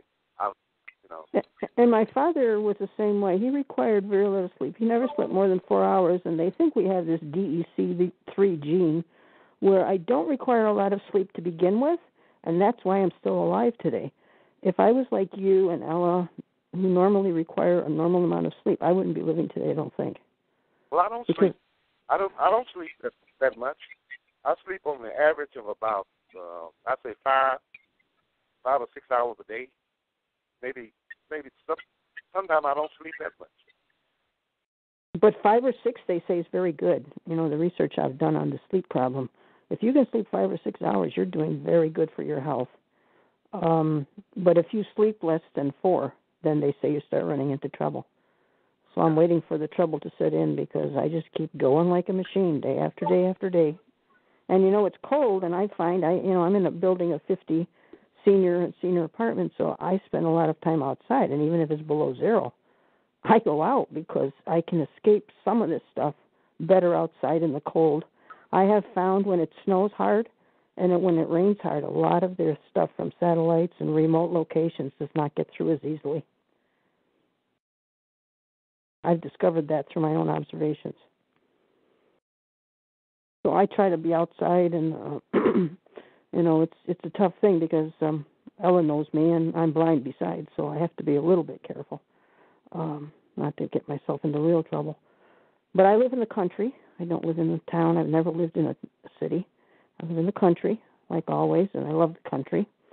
And I just keep going on, and I'm just waiting for the day when we're going to be all rid of this whole thing. And that's what we're all fighting for, those of us that have the time and the energy and the wherewithal to write, to talk, to just, give... Could I say this? I think you're doing fine. I really do. I think that you're doing better than most. I know. Because you kind of know where you're at. Right. And like I say, the harder they hit me, the faster I dance and the louder I sing. Just keep going on. And if you stop and you let them get too much of your mind and get in there too deeply, you get depressed, you get demoralized, you get, just down to the rock bottom, and then they have you right where they want you. And they've never been able to do that to me. And I think that's one thing they fight for every day. Yeah. Because, see, you know where you are. I mean, I do. And you pretty much know who you are, too. So I think so. And I think that's the way you are, Levi, is you've lived through experience and you've been creative in all you had to do to be able to survive all you did. And I think that's what everybody has to do. You can't weaken and just say, oh, this is horrible, and recount everything that happens time and time. Forget it. It happened. It's done. It's history. Live for the next moment, because what's behind you can't help you anyway. You've got to start living for today and tomorrow. Forget the past, because we can't do anything about that. But you got to start living, because I say a lot of these people, and I listen to them on these calls, I feel so sad for them because they're so demoralized by this thing. To me, it doesn't have a lot of space in my life. I just don't have time for it. You know, they picked the wrong person, actually, because I just don't have time for any part of them or anything else. And I think if everybody had this attitude, we'd be able to put some of this program down to some degree. But anyway, I love listening to people like you. I really do. And Ella, thank you for your wonderful calls and your guests. They're always great. If everyone was like you, you know, I mean, they would have more to do. I know. If you only knew how many people I have on me in this, I have 9 people working on me 24/7 in this building, and they're still, you know, they're still chasing me around with magnetrons. It doesn't really bother me, because there's nothing I can do about it. I can't change it, so I'm going to live my own life. They can do whatever they want. They can live their own life, but I'm living mine too. Because if I don't, it's like I never lived. Yeah, hang in there. Give them hell. That's what I'm doing for a lot of people. Yeah, I actually laugh at them, and I think that makes them even more angry. But it's a joke to me. It's a big joke at this point that, you know, how can these people waste their time? Go out and cure cancer. You know, the world needs a cure for cancer. I mean, there's a lot of things they can be doing to help people. They don't need to destroy people. Yeah, but anyway, I like I say, I'm so happy that there are people that we can learn from, because I think that's the best way. I can't sit and read a book like everybody can do, and a lot of these books are not recorded on talking books, so my best way of learning is from other people. So thank you for your time. You've been wonderful. Yeah, well, you're welcome. I mean, you're welcome. Really, thanks, Ella. Oh, you're welcome. Thank you so much. I tell you what, Ella. Yes. Well, you have some interesting guests. I tell you this. This is one of the most interesting programs that I've ever heard. I mean, I watch TV sometimes, you know, and I watch some of these talk shows and things like that. But they have a way to go to catch up with us. They have a way to go. I mean, you know, this is real. This is not, you know, that phony baloney. All this, I mean, these are real people. Yeah. Nobody is putting on a show or trying to, you know, this is real. Yeah. I think that's what I like about it, too. It's, you know, what part of the reason why it's so easy to come back day after day. Every time I do this, it's like I get to hear real people, and this isn't fake news, and no one's controlling me and telling me what to say, and you know what I mean, and no one's telling you what to say, and I think that's really important in the country we live in. At least we can abide by some of America's principles. Yeah. Well, I hope you get an award. You guys are my reward. Thanks. I hope we can expose this. I hope that I can bring some more media attention. My goal is just to bring media attention and try to educate the best I can. You know, I'm still learning myself. I'm no expert in how everything's happening and who's doing it to everybody, but exposing it and trying to bring people on board that might be able to help us expose it a little more, you know. And then, you know, I get this wonderful community, so I'm the lucky one. Okay, when I go to Connecticut, they're waiting. They have a question for you. Hi, Connecticut. Hi, this is Connie. Hi, Ella. Hi, Connie. Hi, I would just like to thank him for telling his story. I did miss the first half hour, so, you know, I'm going to have to go back and listen to the recording. But I did catch the part where he was talking about, like, chemical weapons or chemicals and stuff. So my question to him is, has he tried or looked into any detox methods? Like, does he know about the Lookout for Charlie? And for the last lady who spoke and said, you know, about the sleeping and stuff, you know, they've been spraying this stuff in the chemtrails, and it's falling on the leaves, the grass, the trees, and getting in our duct system and our water and our food. And I've been heavy into detoxing because they're hitting me heavy with chemical and biological as well as radiation. So, and it's made a huge difference. And I've gotten, on certain parts of my body, they actually had a lot of this stuff, and I didn't know it. But as I got this stuff off my body, the parts of my body that they were able to target, then I knew something was there, and I would just sit here and use certain products and get them off my body as quickly as possible.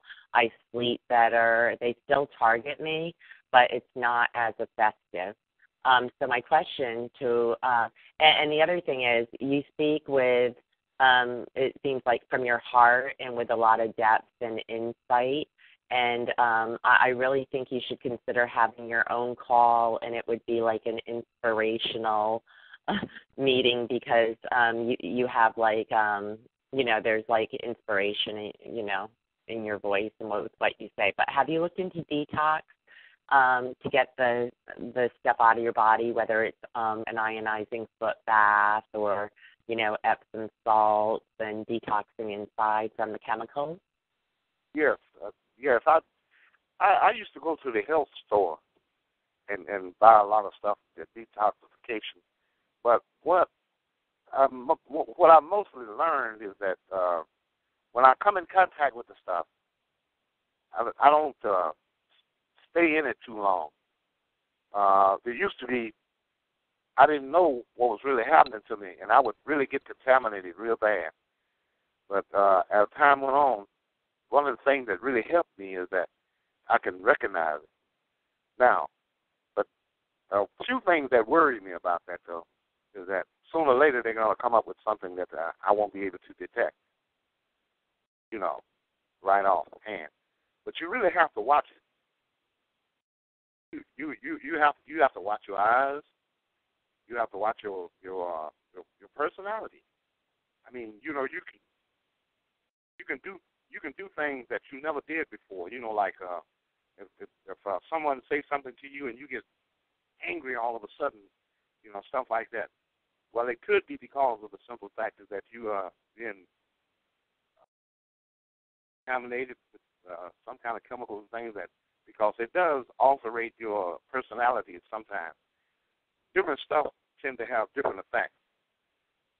Because I noticed that, sometimes I come in contact with some of this stuff, and it's hard for me to be motivated.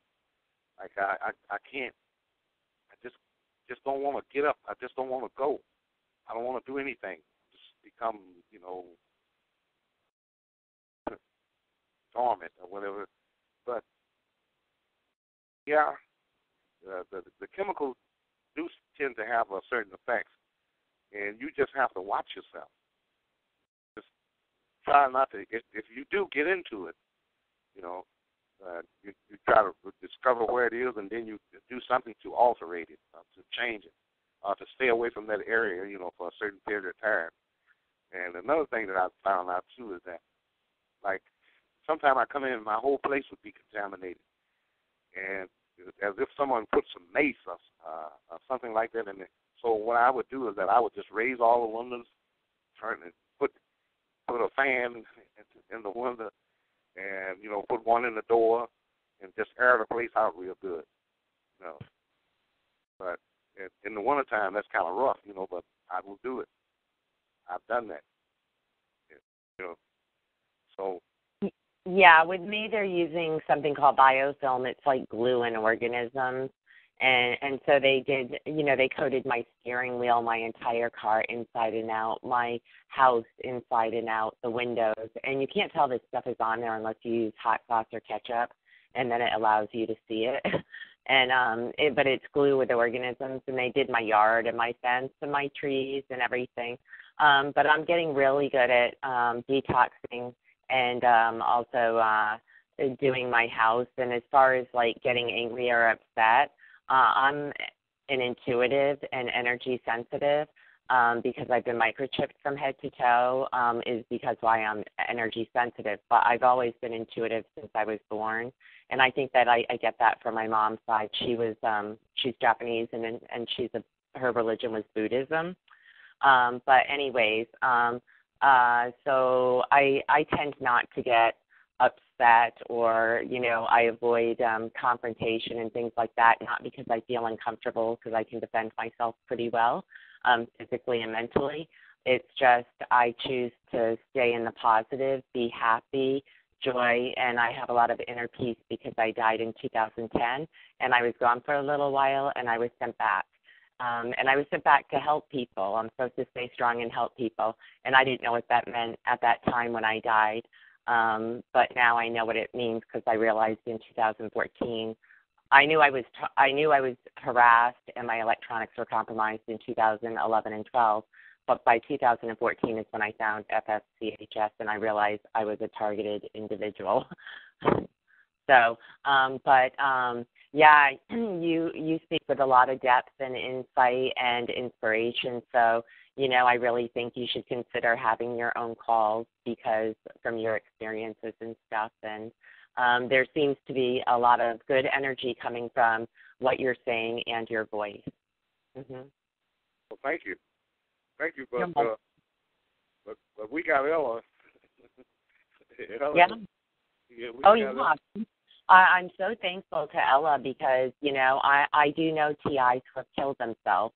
And just to let you know, I think other celebrities like Marvin Gaye, Michael Jackson, Whitney Houston, and Robin Williams were all they were targeted. I think Marvin Gaye, if you listen to his songs, and the Black Eyed Peas, Where Is the Love, listen to the words of that song. So this stuff has been going on for decades. And I think those people were victims of this covert evil stuff going on. Mm-hmm. That's interesting. That's really interesting that you say that. Because I did a little research on those entertainers, and I know some of them. I know some of those people, but I didn't know Marvin Gaye. I never met him. I never met Sam Cooke. But the singers that I knew was a little older. But that was a guy named Little Willie John. He was 30 years old when he died. A guy named Sam Cooke. He was 32. These guys died before they reached their prime, and they were some of the best entertainers that there ever been. Really, they were really. And you have some other guys too. That you have some other entertainers who died young. His death was mysterious and never was investigated. It just, So I think those people, the ones that I named, Sam Cooke, Louis, John, Johnny Hathaway, some other people, they were people that no one could really control them. And they pretty much did what they wanted to do. They didn't last very long. So I think that this stalking thing and a lot of other stuff goes a lot higher than what we're thinking about. I can see a poor person, a person who is poor, saying, well, this will always happen to poor people, this and that other. But I think it happens to the upper class too. I really do. I really think I think that they have programs for them too. Yeah, I don't think they discriminate. I think they go all, supposedly most TIs are women, and most of the TI women are women minorities. And I happen to be, half Japanese, and so in a way I consider myself a minority. But I do think they go across all races, religions, economic backgrounds. They go for the wealthy, they go for the poor, and it's really terrible. And they've been at this stuff for a couple hundred years. Illuminati formed in 1776. Kennedy tried to disclose. He tried to warn us, and they assassinated him. So, but I'm an activist, and I talk to people. I don't care if they're at the pharmacy, the local CVS or wherever. I talk to people, and I tell them I've been microchipped from head to toe. I'm EMF sensitive, and, there's a lot of evil stuff going on, and they're spraying pathogens in the sky, which bonds easily with lung tissue, and that's what causes a lot of asthma and breathing issues and things like that. But you should look for things other than chemical smells. You should look for like dust particles because they're using smart dust, which is like the organisms. So it might be white dust or it might be gray, and this stuff, we breathe it in and stuff. And look for any clear liquids that appear on the floor or your counter or maybe that come out of your nose, because this is also a sign of some of the chemical weapons they're using. It's interesting. I really hope to bring my case forward at some point against the federal government, and I'm going to write letters to Trump. I'm going to do signed, notarized affidavits, because I used to work for the FDA, and I submitted whistleblower complaints, and I never disclosed everything I know, and I know a lot of bad stuff. And I think I'm going to share some stuff that I didn't share with Obama, with Trump, and see what happens from there. Yeah. That's very interesting. And these people did reveal to me that, number one, England didn't lose their claims to the United States. The Nazis didn't lose the war. They are doing this to children. So they've revealed quite a bit to me through spam. I don't get the BTK and stuff, but they send me spam emails. They control my radio. So they do commercials and songs. And so through the spam emails and text messages and things like that, they revealed quite a bit to me over the past, 3-4 years. Can I say just one thing here? Speaking of wars and all the fighting going on in the world and stuff like that, I think it's a shame what we really do to the children. Like in Afghanistan and some of these other countries, wars have been going on for 15 years. You stop and think about that. A child was born, 15 years ago, and he lived in Afghanistan. This child has never known peace. All his life, all of his or her life, they've been in war. Every day it's war. People dropping bombs. And on and on and on. But I was talking with some of the people who lived in those countries, and they were telling me about some of the things that they had to go through. But the soldiers are not the one that really suffers.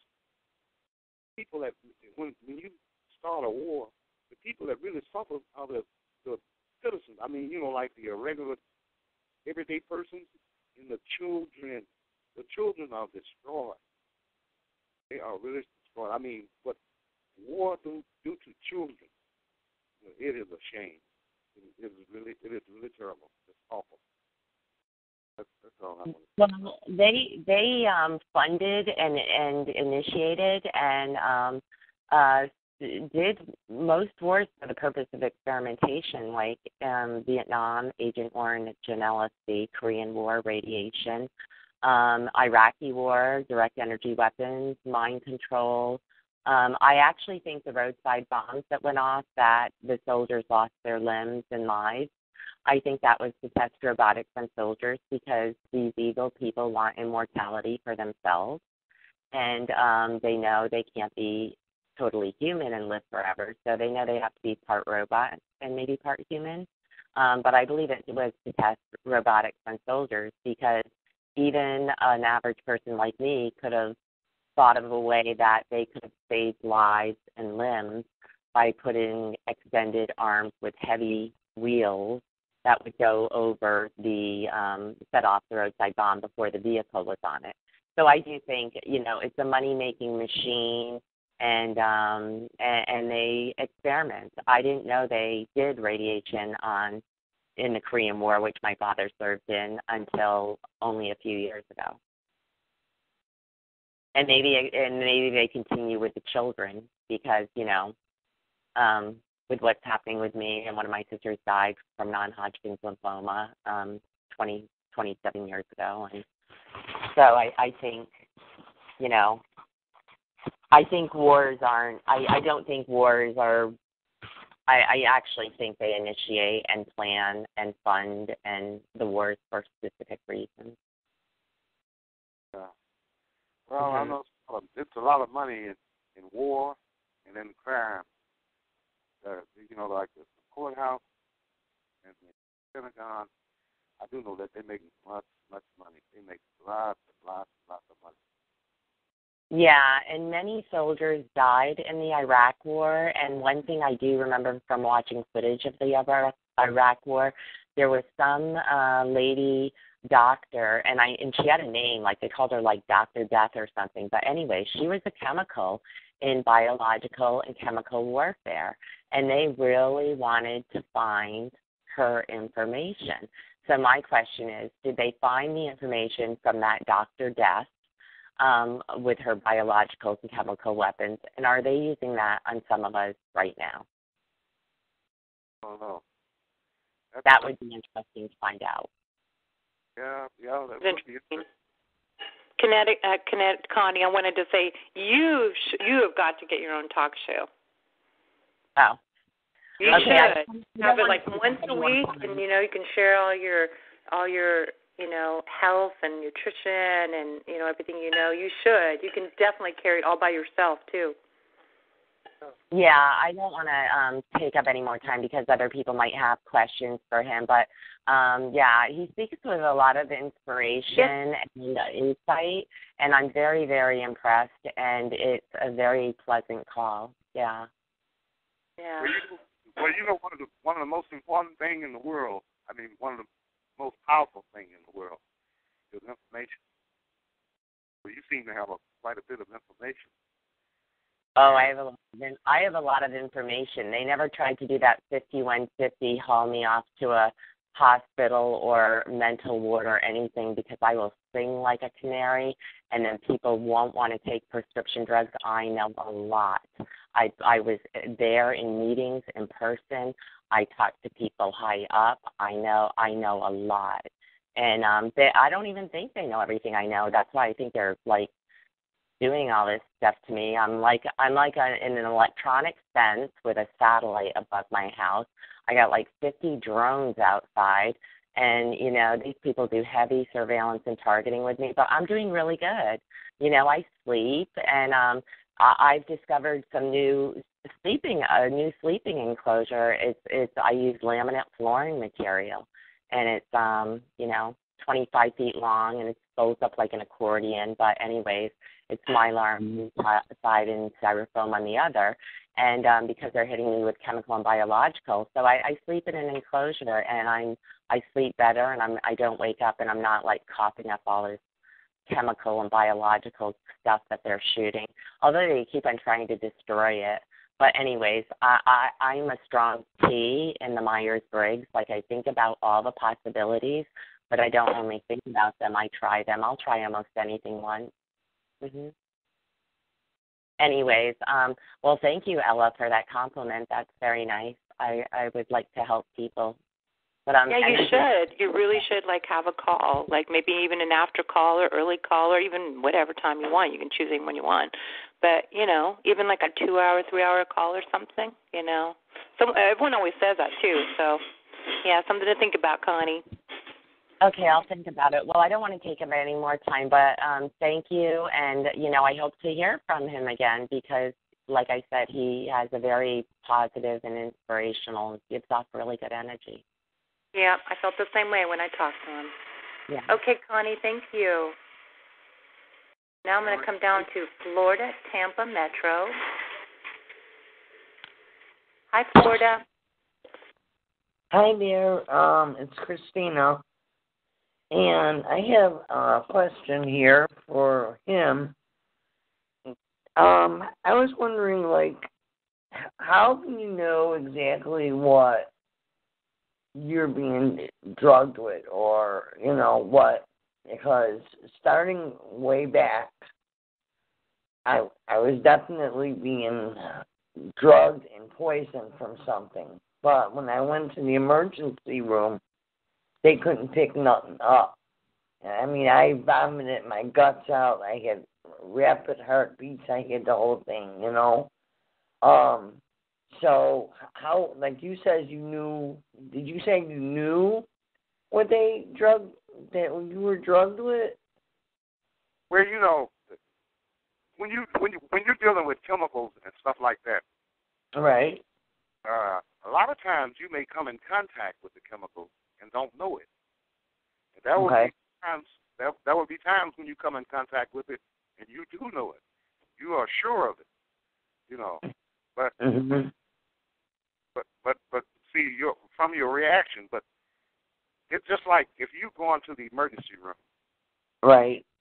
They have a lot of equipment in there, and they can look for a lot of things, but they don't know what it is that you've contracted. Now they can know some of the reactions, some of the things that it's doing to your body, and things like that. I know for sure that I was drugged while I was in the hospital, and I was drugged with some kind of, psycho drugs, I guess that's how you would say it, antidepressants, of some kind. Okay, so I laid down. I was put in the hospital, and when I woke up, I felt like I had been on some type of trip or some kind of antidepressant thing, and okay, when we were in California, my husband went for a job, and they drugged him while we were asleep when he had to take a drug test for, a job, because he was just about to get hired. And they went to go send him a drug test, and it came up that he was on some type of, like possibly it was a tranquilizer of some kind, and he don't take none of that. So we know that they got in a gun and drugged us while we were asleep. Yeah. I mean, you didn't have company. Nobody went to your fridge. Oh no, it was just me and him. And when he went, they did it on purpose because, so then this way, he would not get that job. It would put us down, and it would, put us on the street or something. Because this way they figure we couldn't pay rent, so if he didn't get a job right, because we moved from Chicago out to California, and then we came. Well, now I'm back in Chicago, but we were traveling for some time. That's why when she said, when the phone says Florida, we were in Florida. We were in the South States.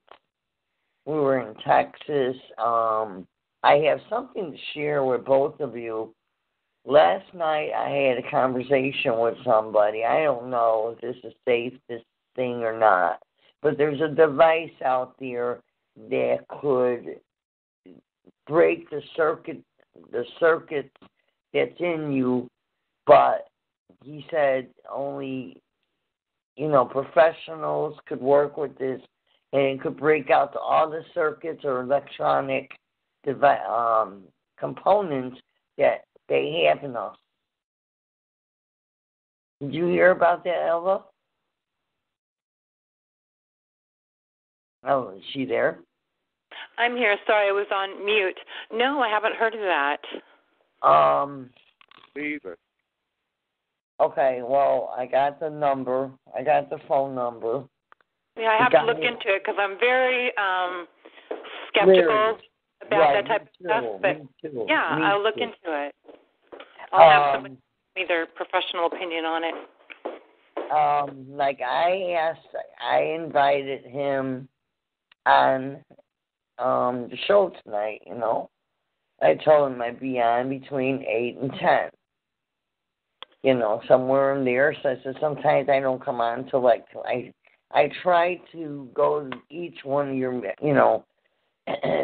try to go make sure I come, I consider coming to each meeting on the phone, because you don't know the blessing you have done for me. I really appreciate it, because before I knew what this really was, and then when first of all, I didn't know what it was. And then when I found out what it was, I had absolutely nobody to talk to about it, I mean, I shared it with my daughter, and, of course, she didn't believe it, So, and then when I just recently met, I don't know how long you've been on this, but, I looked on the internet for all kinds of group meetings and everything, and they didn't have nothing. So you must have just been advertising recently, no? Or what? How long? Well, I haven't been on that long. Let's see, I've been on, a year and a half about. Maybe a little more than that now, yeah. Okay. I found out about this August or September of 15. But the stalking was already, everything had started in 2000, I would say 2008, yeah. So that's how long I've been in it. And, we were, your friend there, what's his name? Levi. His name is Levi. Levi, you had brought something up, and I want to, if I may bring it up again. You were talking about people. That's what it is, about people being jealous or people so hateful. Yes. And what was that statement you made? You said something like they wish they could be you, or I didn't get that too well. Well, yeah, I don't know if you was talking about Monahan when I was talking about Senator Monahan, what he told the reporter that was intimidated. Oh no, not that one. The one that you said that people wish. That they could never be you.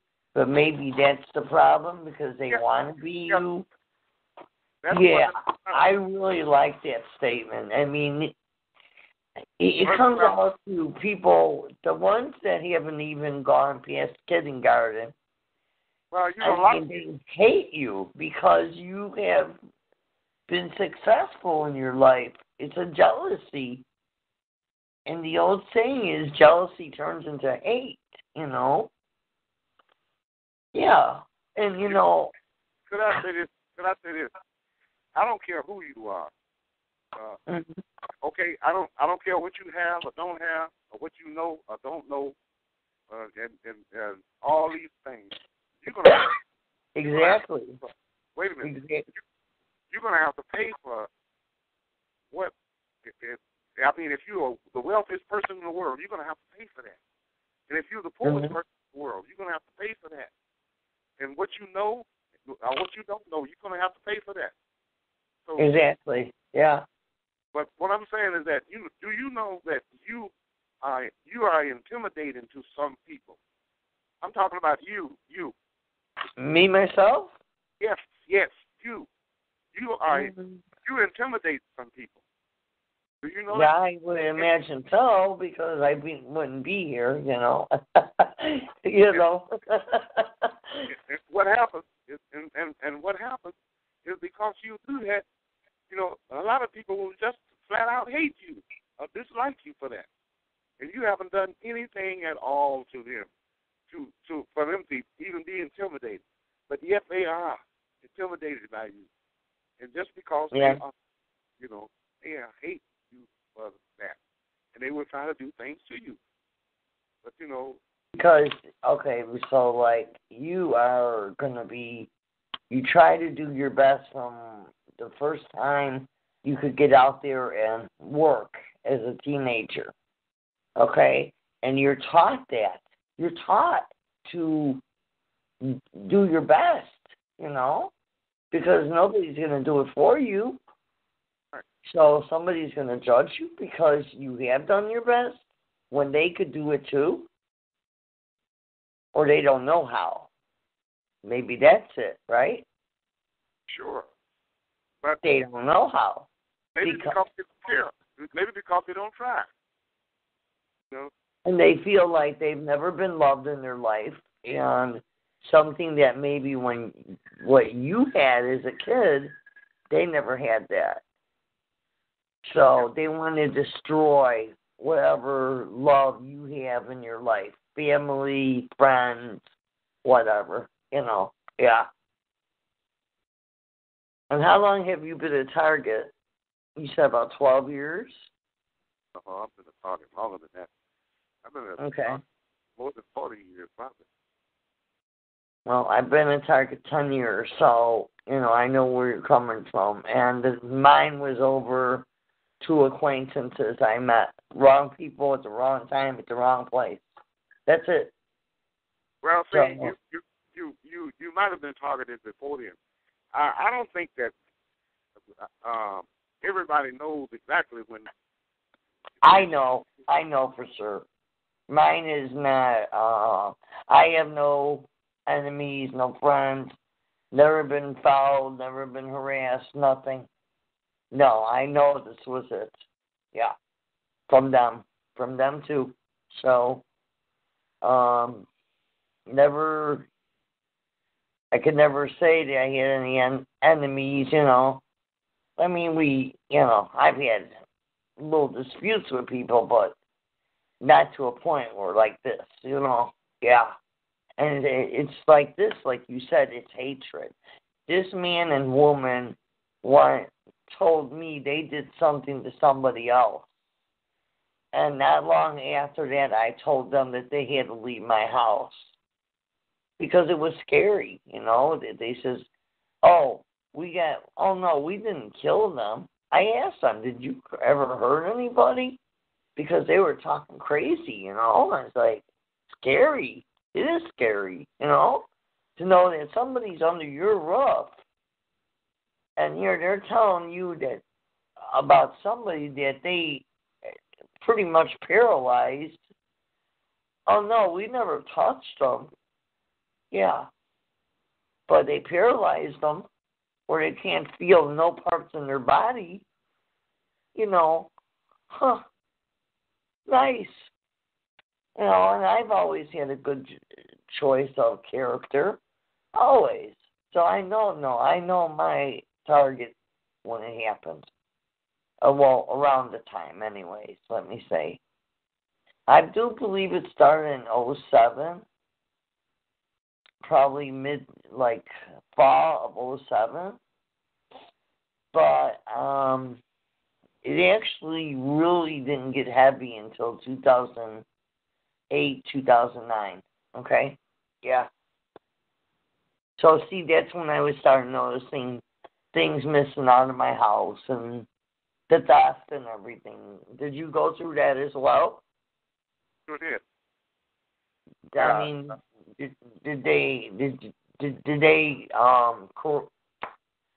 you get broken into your house? Because they did all kinds of stuff to my house, damages and everything.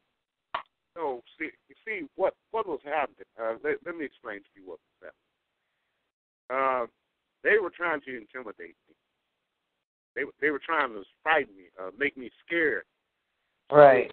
So what they did was that they would put a tail on me.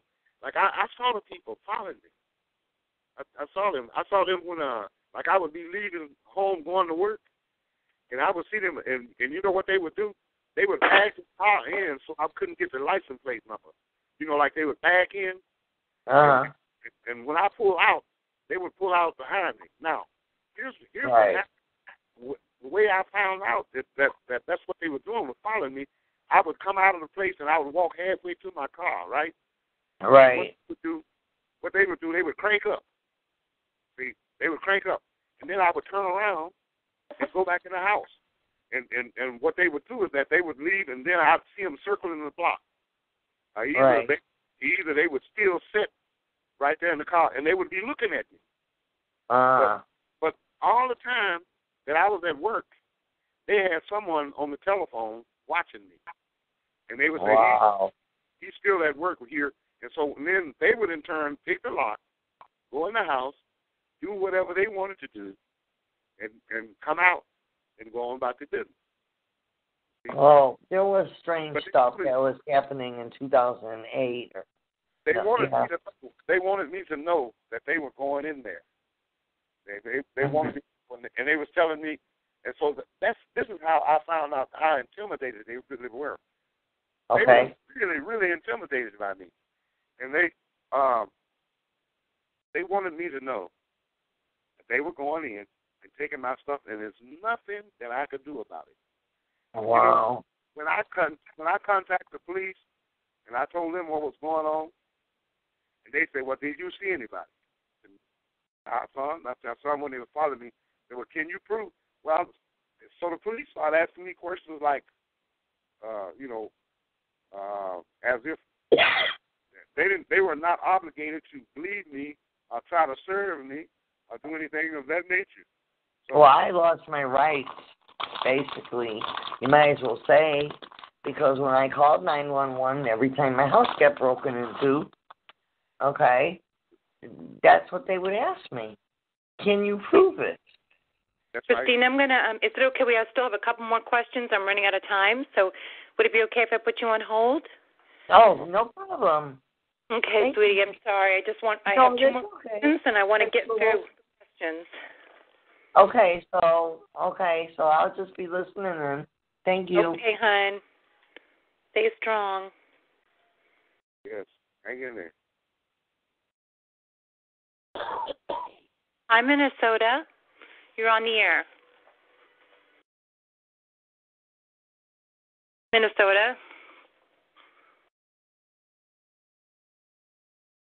They're not there, so she could have talked a little longer. Okay. Northeast California. Hi, Northeast California. Yes, I have a question. I'm not sure what happened to me, but I was put to sleep, and I am a targeted individual. But I was put to sleep, but I'm not sure what they did to me. So I went to the doctor, and the doctor gave me, the doctor prescribed a MRI. But I did not take the MRI because I wasn't sure whether there was metal in my body or not, and the person that was giving the MRI wasn't sure as well, so he suggested that I maybe wait and find out if there's any type of metal in my body that was placed there. And my question is, do anyone know if they place metal, what do they place in your body when they put you to sleep and you're not aware of what's happening? Well, I guess that depends upon what they're trying to do. I mean, they do have certain examinations that require some metal residues or whatever you would call it, but I'm not that well versed in that. I don't know too much about that. I know that they can put something like in your, as far as surveillance and stuff like that. I know they could put something in your car seat or something anywhere that you would sit down, and they can follow you. The computer, they can tell you everywhere you've been, everywhere. I do know that, but I don't know as far as examinations, and stuff like that. I wouldn't know too much about that. But well, they're trying to isolate me totally. I have no internet service, although I do pay for internet service. In my home, they've installed a device that will just about access any type of computer-operated device. So all of my television has been hacked. My phones just got a new camera because they gang stalking me, and I found that using a camera around your neck kind of keep them away to a certain extent. And also they've tried to gang stalk me in stores, but I carry the camera with me, and it seems to keep them at bay. So I guess the question is there any suggestions that you can come up with that would help in dealing with a lot of this because I'm heavily gang stalked. I'm followed everywhere. In fact, if I go into a store, it may be 30 or 40 people with children and everybody else coming in the store behind me or there before me. Like I said, my home is bugged. I have no privacy at all. Yeah. And everywhere I go, they ruin my reputation. They tell people things like even at the grocery store, at the doctor's, they follow me into the doctor's office. You know, could I suggest this to you, sir? Could I tell you this? You know, people will try to smear you, and they will smear you. They will try to do stuff like that. But you know the best thing, your best defense on something like that is that no matter where you go, who you meet, be kind and be truthful. You know, speak your truth as you know it, and take your time, make sure that they understand it, and go on your way. But don't let those people intimidate you like that. You know, don't just when you meet people, like I said, I don't care who they are. I don't care how much they look like they got or what they don't have or whatever, you know. Be kind. Be nice. And well, I appreciate that, but, you know, being kind and when people are told that I have no idea what they're telling people. Just the other day I went to the store and one of the clerks was very, very unfriendly, let's say. And I was in a line, and I had more items than that line would allow. But most people don't pay that much attention to that. But this person was very, very rude. And the store that I went to, I go to quite often, and it seems like the employees are very unfriendly to me. I haven't been hostile. I try to be as friendly as I can, but one of the things I had to do, it got so bad until I had to make an announcement in the middle of the store that stalking was illegal and it carried a year sentence in jail if it's in California and a $1,000 fine. And that made a few people disappear from around me. So those are the things that I'm doing right now. For example, I went to the library tonight, and I was picking up common law because I feel common law is one of the answers to our struggle because we have more power dealing with common law than we do in the admiralty courts and other courts.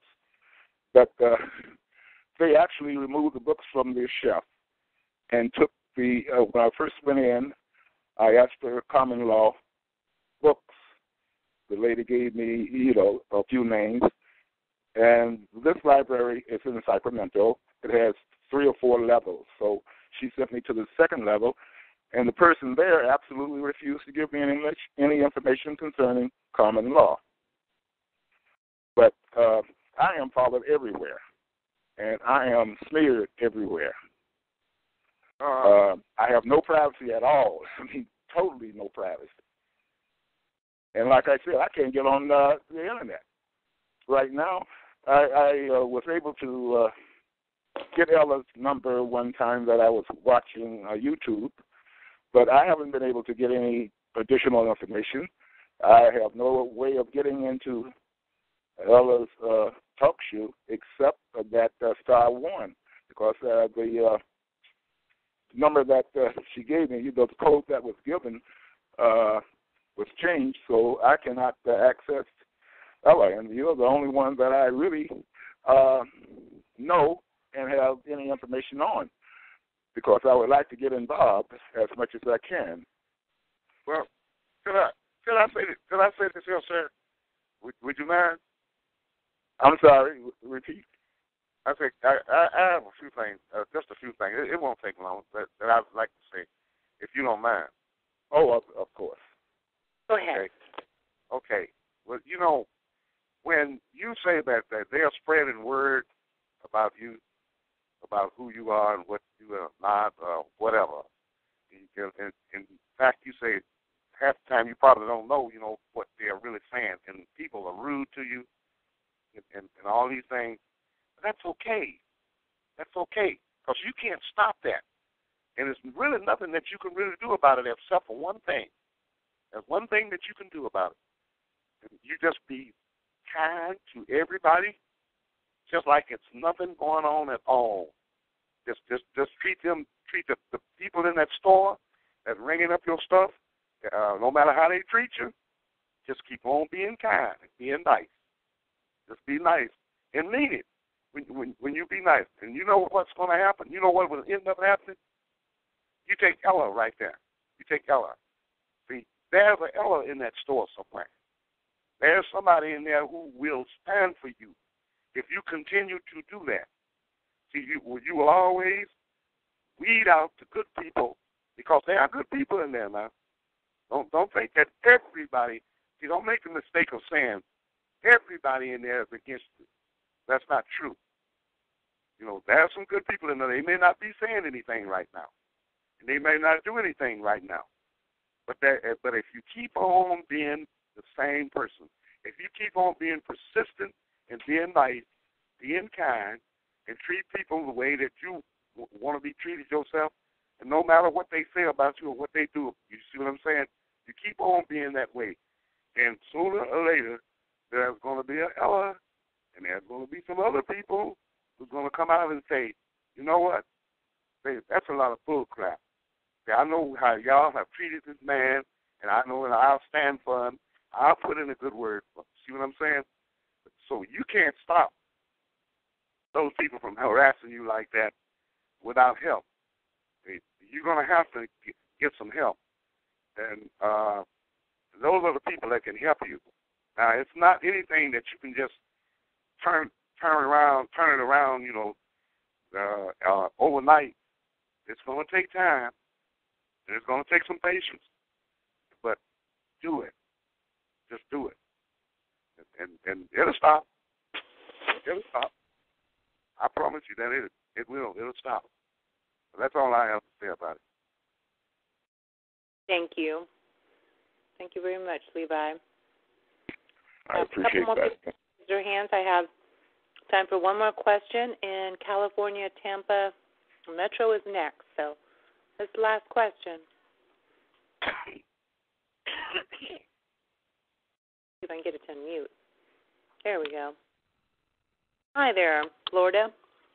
Hello, it's Christina. I was hoping that I could find this man that used to, so like that made me leery too, because he says there's only two people that know how to do these procedures where they can knock these circuits out completely.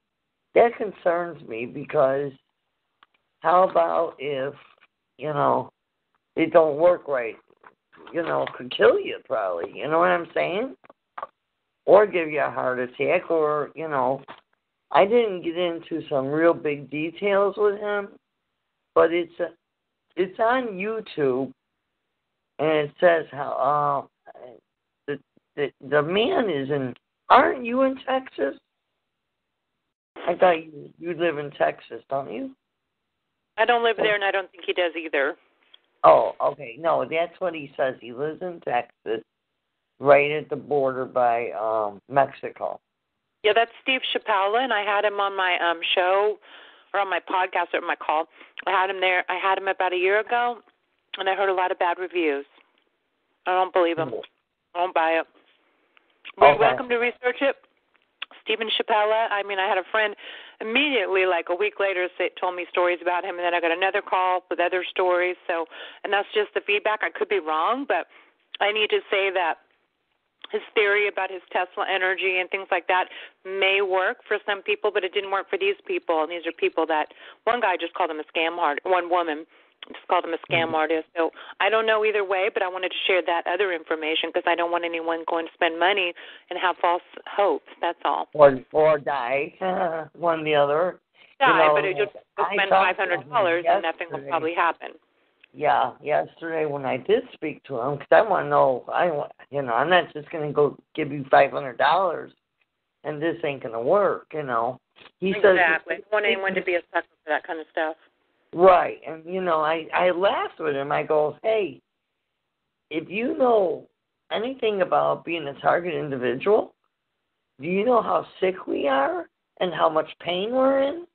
We don't need additional health problems, you know, more than what we're going through. Yeah. So, you know, well, there was that. So you know about this then. I mean, yeah, I took his interview down because I just heard too many negative things, and that's the last thing I want is people going to spend money. Right. Okay, so he's charging $500 back then? Yeah. Okay, so yeah, it is the same man. Yep. Yeah, no, it is. Yeah, because he's down on the board there. He said someone ordered this is a fact, a friend of mine ordered a magnet, and 6 months later she still didn't have it, maybe 5, and I called her, and I went off on the guy, and he sent it to her, but that's ridiculous. It was like $150 she gave to the guy. So it took me, you know, strong, you know, me being a little tough and telling him we needed to send her that magnet. You know, if anybody wants to know this, incidentally, you can have a company, you know, where, like your big city, they have magnet companies, you know, where they distribute, you know, where they make the magnets at. Okay? And you get some nice size ones, and they're like $1 something, $2 something, some of them are 50 cents, you know, because they make them on the premises. So that's something for us to consider, you know. Yeah, and they have all different kinds and all different sizes. In fact, I've got one place, Chicago suburbs, that I was going to buy a pack of 10 each, you know, 2 different sizes, and they were really cheap, like 70 or 80 cents each, you know. So, I mean, is there a certain size you have to buy, or what?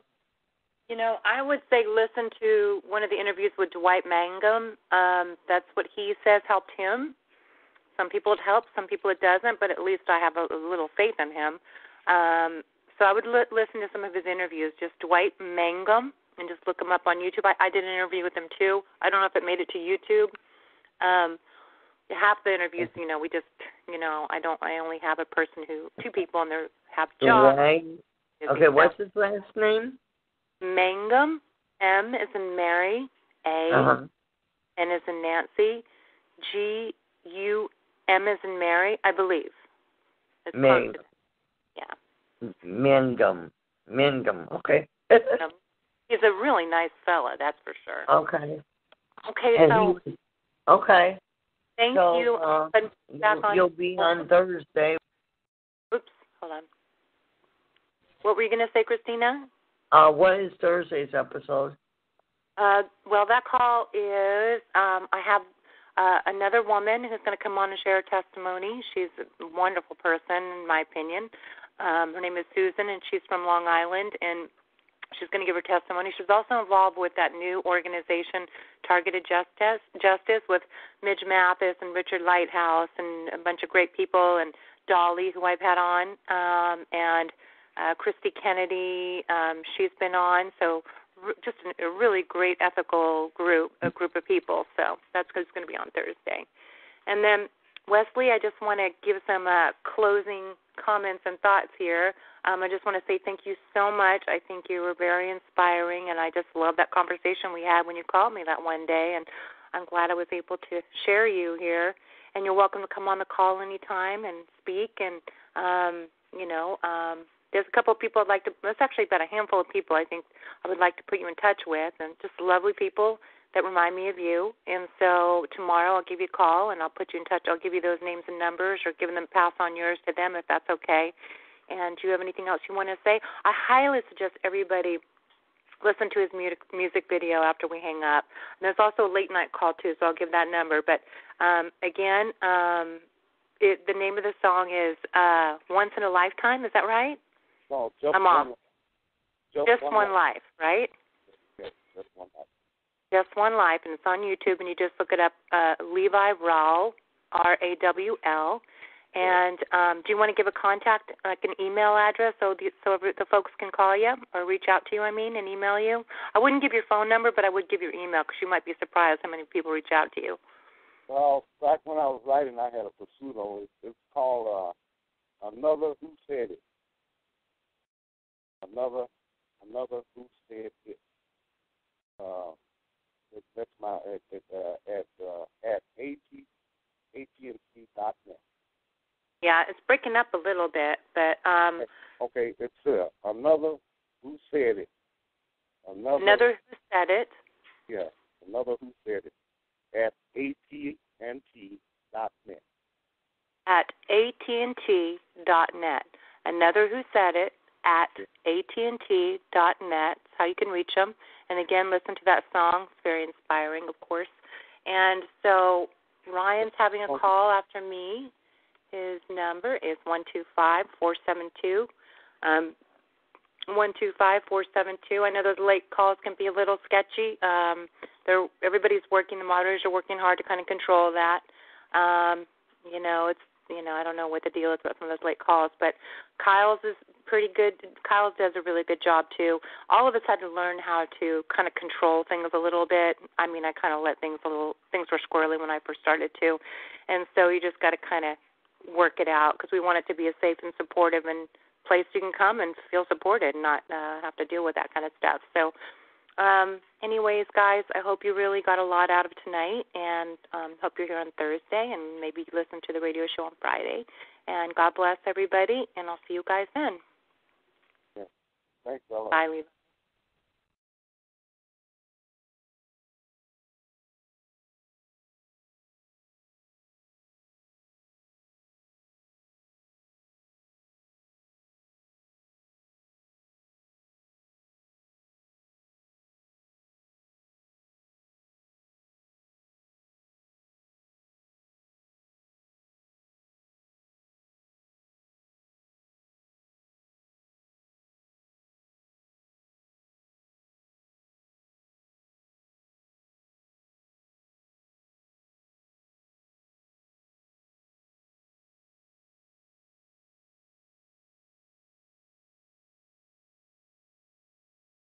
And the teachers was telling me about doing journalism. But I think one of the reasons why that I was writing was because it was the only way that I could really, really express myself. It's like, because if you try to talk to people, you end up talking at them, they end up talking at you, and so for that reason, I think that I was harassed. I think I was always harassed because of that. And when the harassment started was after I wrote this thing called We minus D equals I. I wrote a rhapsody poem or whatever you want to call it. But when I wrote that was when the stalking, I think, really started, when I wrote that. It was so popular on campus, and everybody knew me because of that. And when that happened, I used to play tennis a lot. I would go and play tennis every day. And I had a great hands and eye coordination. So therefore, I didn't have to practice like other people practice. I could actually get out and play, and because I had a good serve, tremendous serve.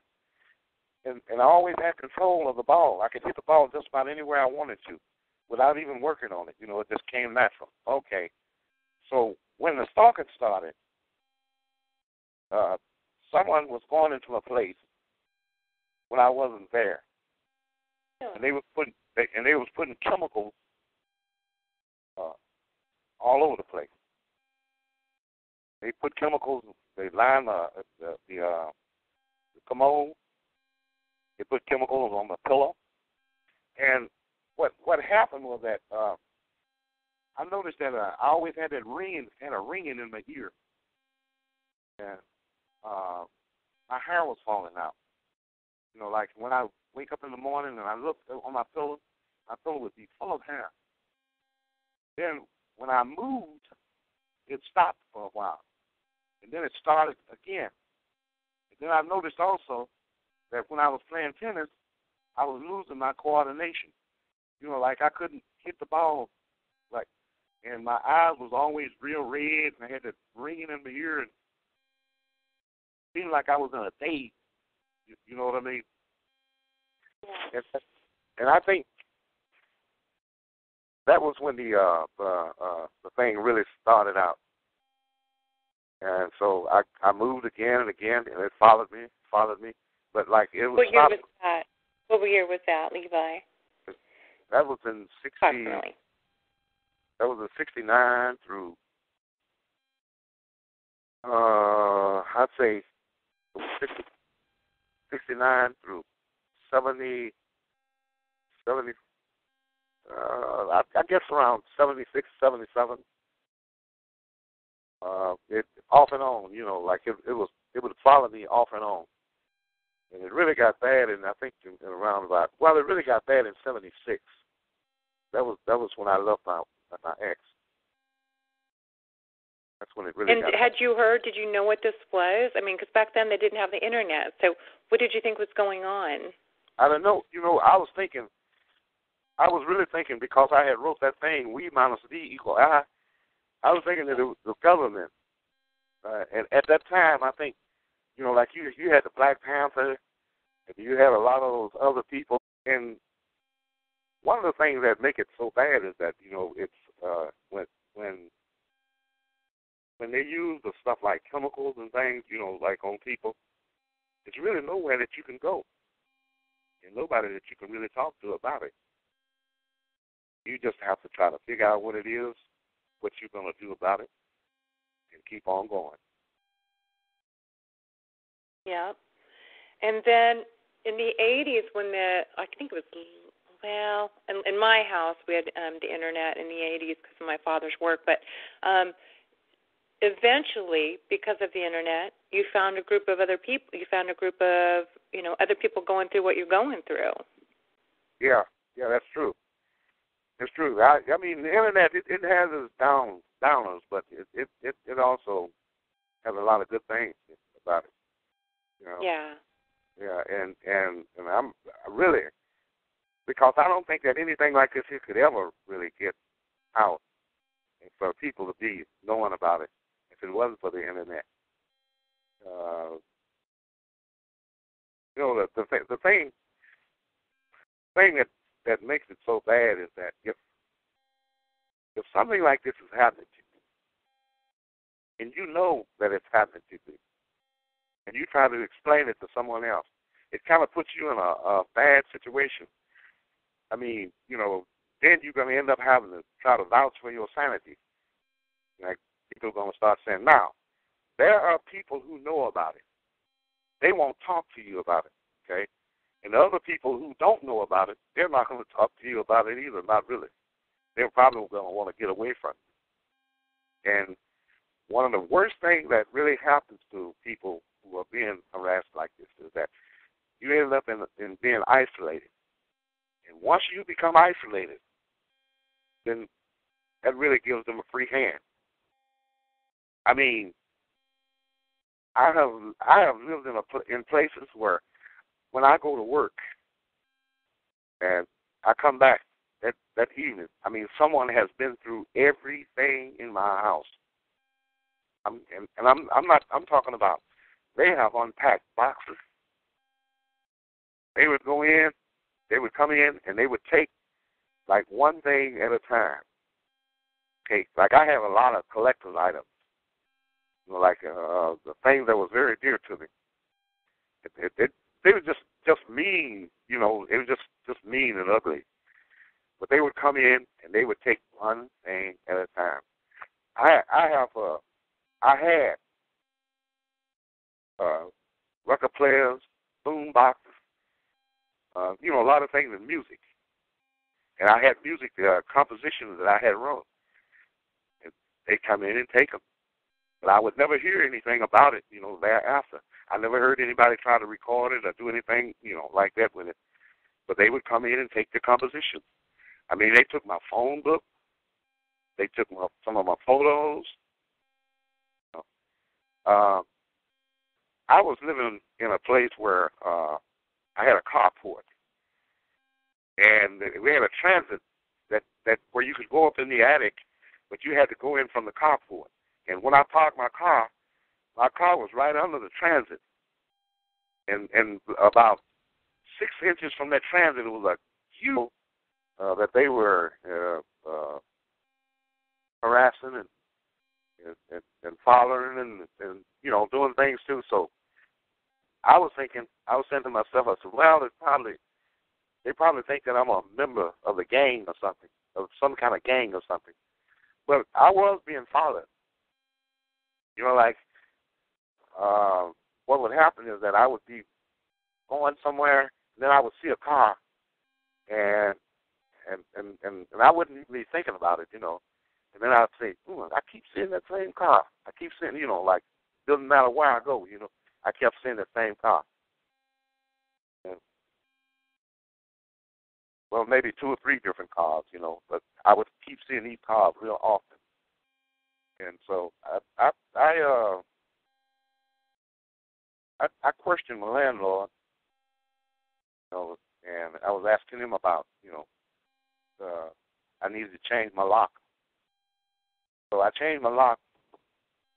Didn't do any good, though. To continue to go on, yeah. And were you really concerned? Were you paranoid? Did you tell people around you or people that were close to you? No, and I'll tell you what happened is that there was a few people that I told about it, but what was really happening was that I could walk up.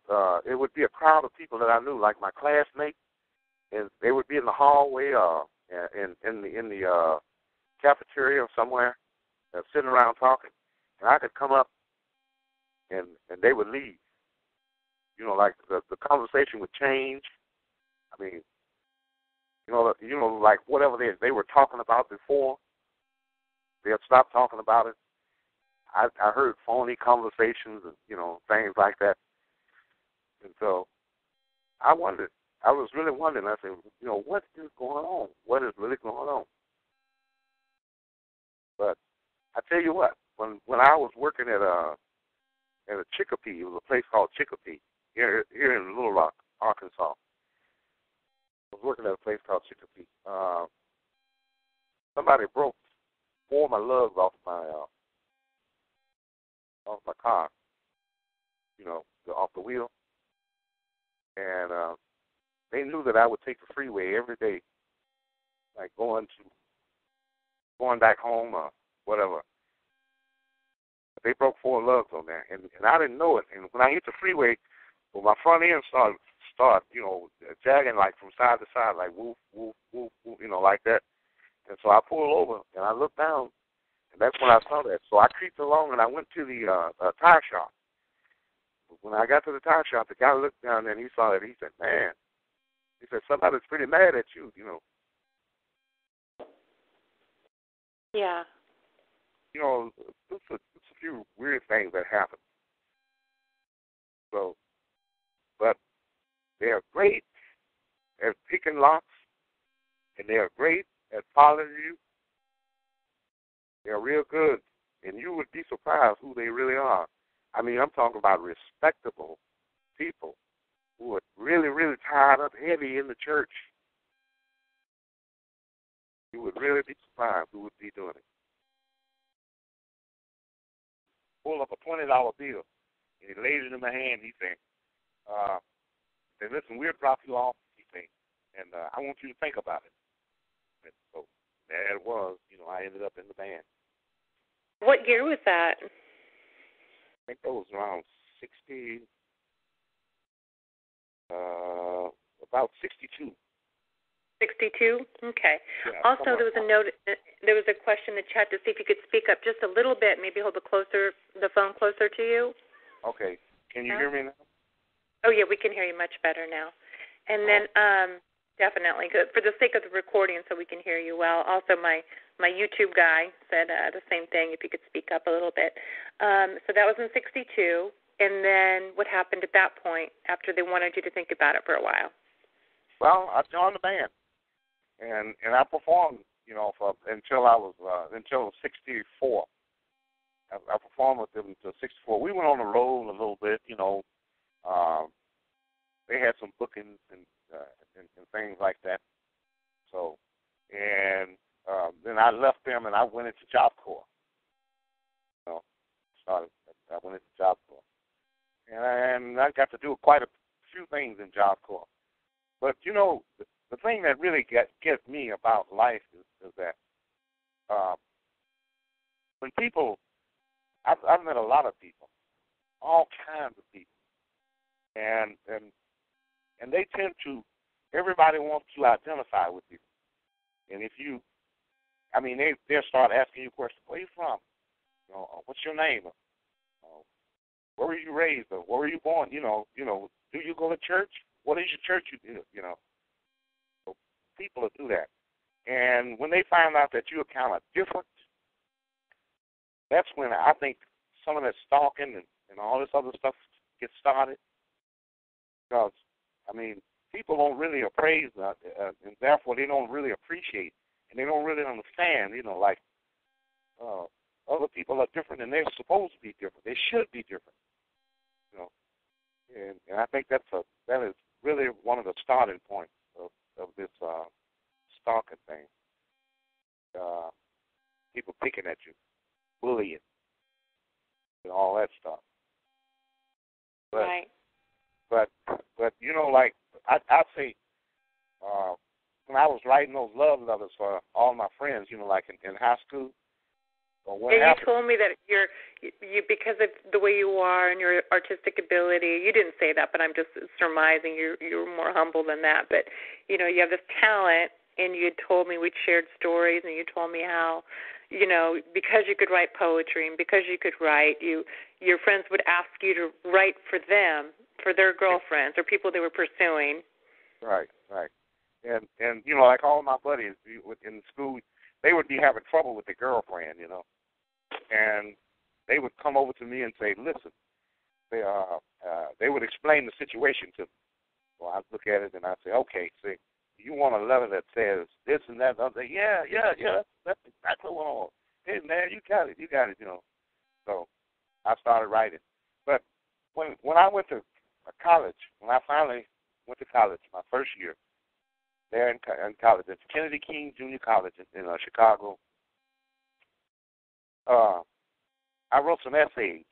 So we're targeting podcasts. I'm your moderator, Ella. Tonight I have a very interesting guest. He's a very charming man.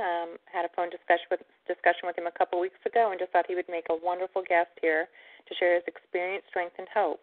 Before we get to that, if you're new to the call, please stay on and we will get you some additional support, some additional TalkShoe podcast numbers, and some helpful links and websites.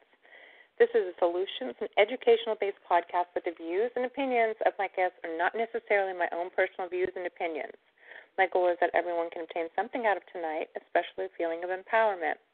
If you have any suggestions for the call or the show, or comments or questions, especially if you're in need of additional support, I can try to connect you with some other people in your area. Please don't hesitate to email me at tiangel2016@gmail.com. So I have on the line with me Levi R. He's a singer, songwriter, entertainer, and just a very interesting, deep person, and he's got an incredible story, and he's here to share it with you. So, Levi, I want to say thank you for coming on. You're welcome. Anyway, so maybe do you want to tell a little bit more? I know you've done other things as well. You've held interesting jobs, you've traveled a lot, and you've kind of led a free-spirited life. So would you like to share with the community a little bit about that? Sure. It was a little too free-spirited.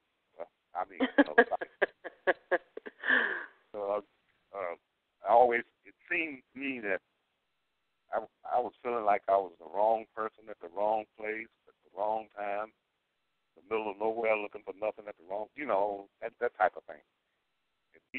Where did you grow up at? Well, between Arkansas, Chicago, and Kansas. Then I spent some time in D.C. and then California.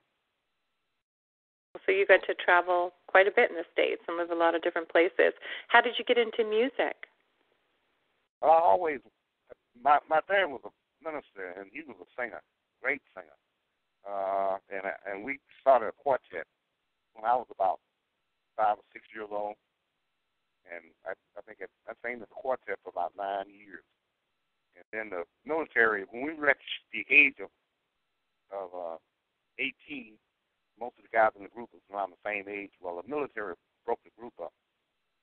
They drafted 4 of the guys out of the group, broke the group up. And then there was some musicians who had heard me perform in church before. And I was walking downside the road they were in a convertible, brand new Cadillac. And they pulled up beside me and said, "Hey, you and Levi?" I said, "Yeah."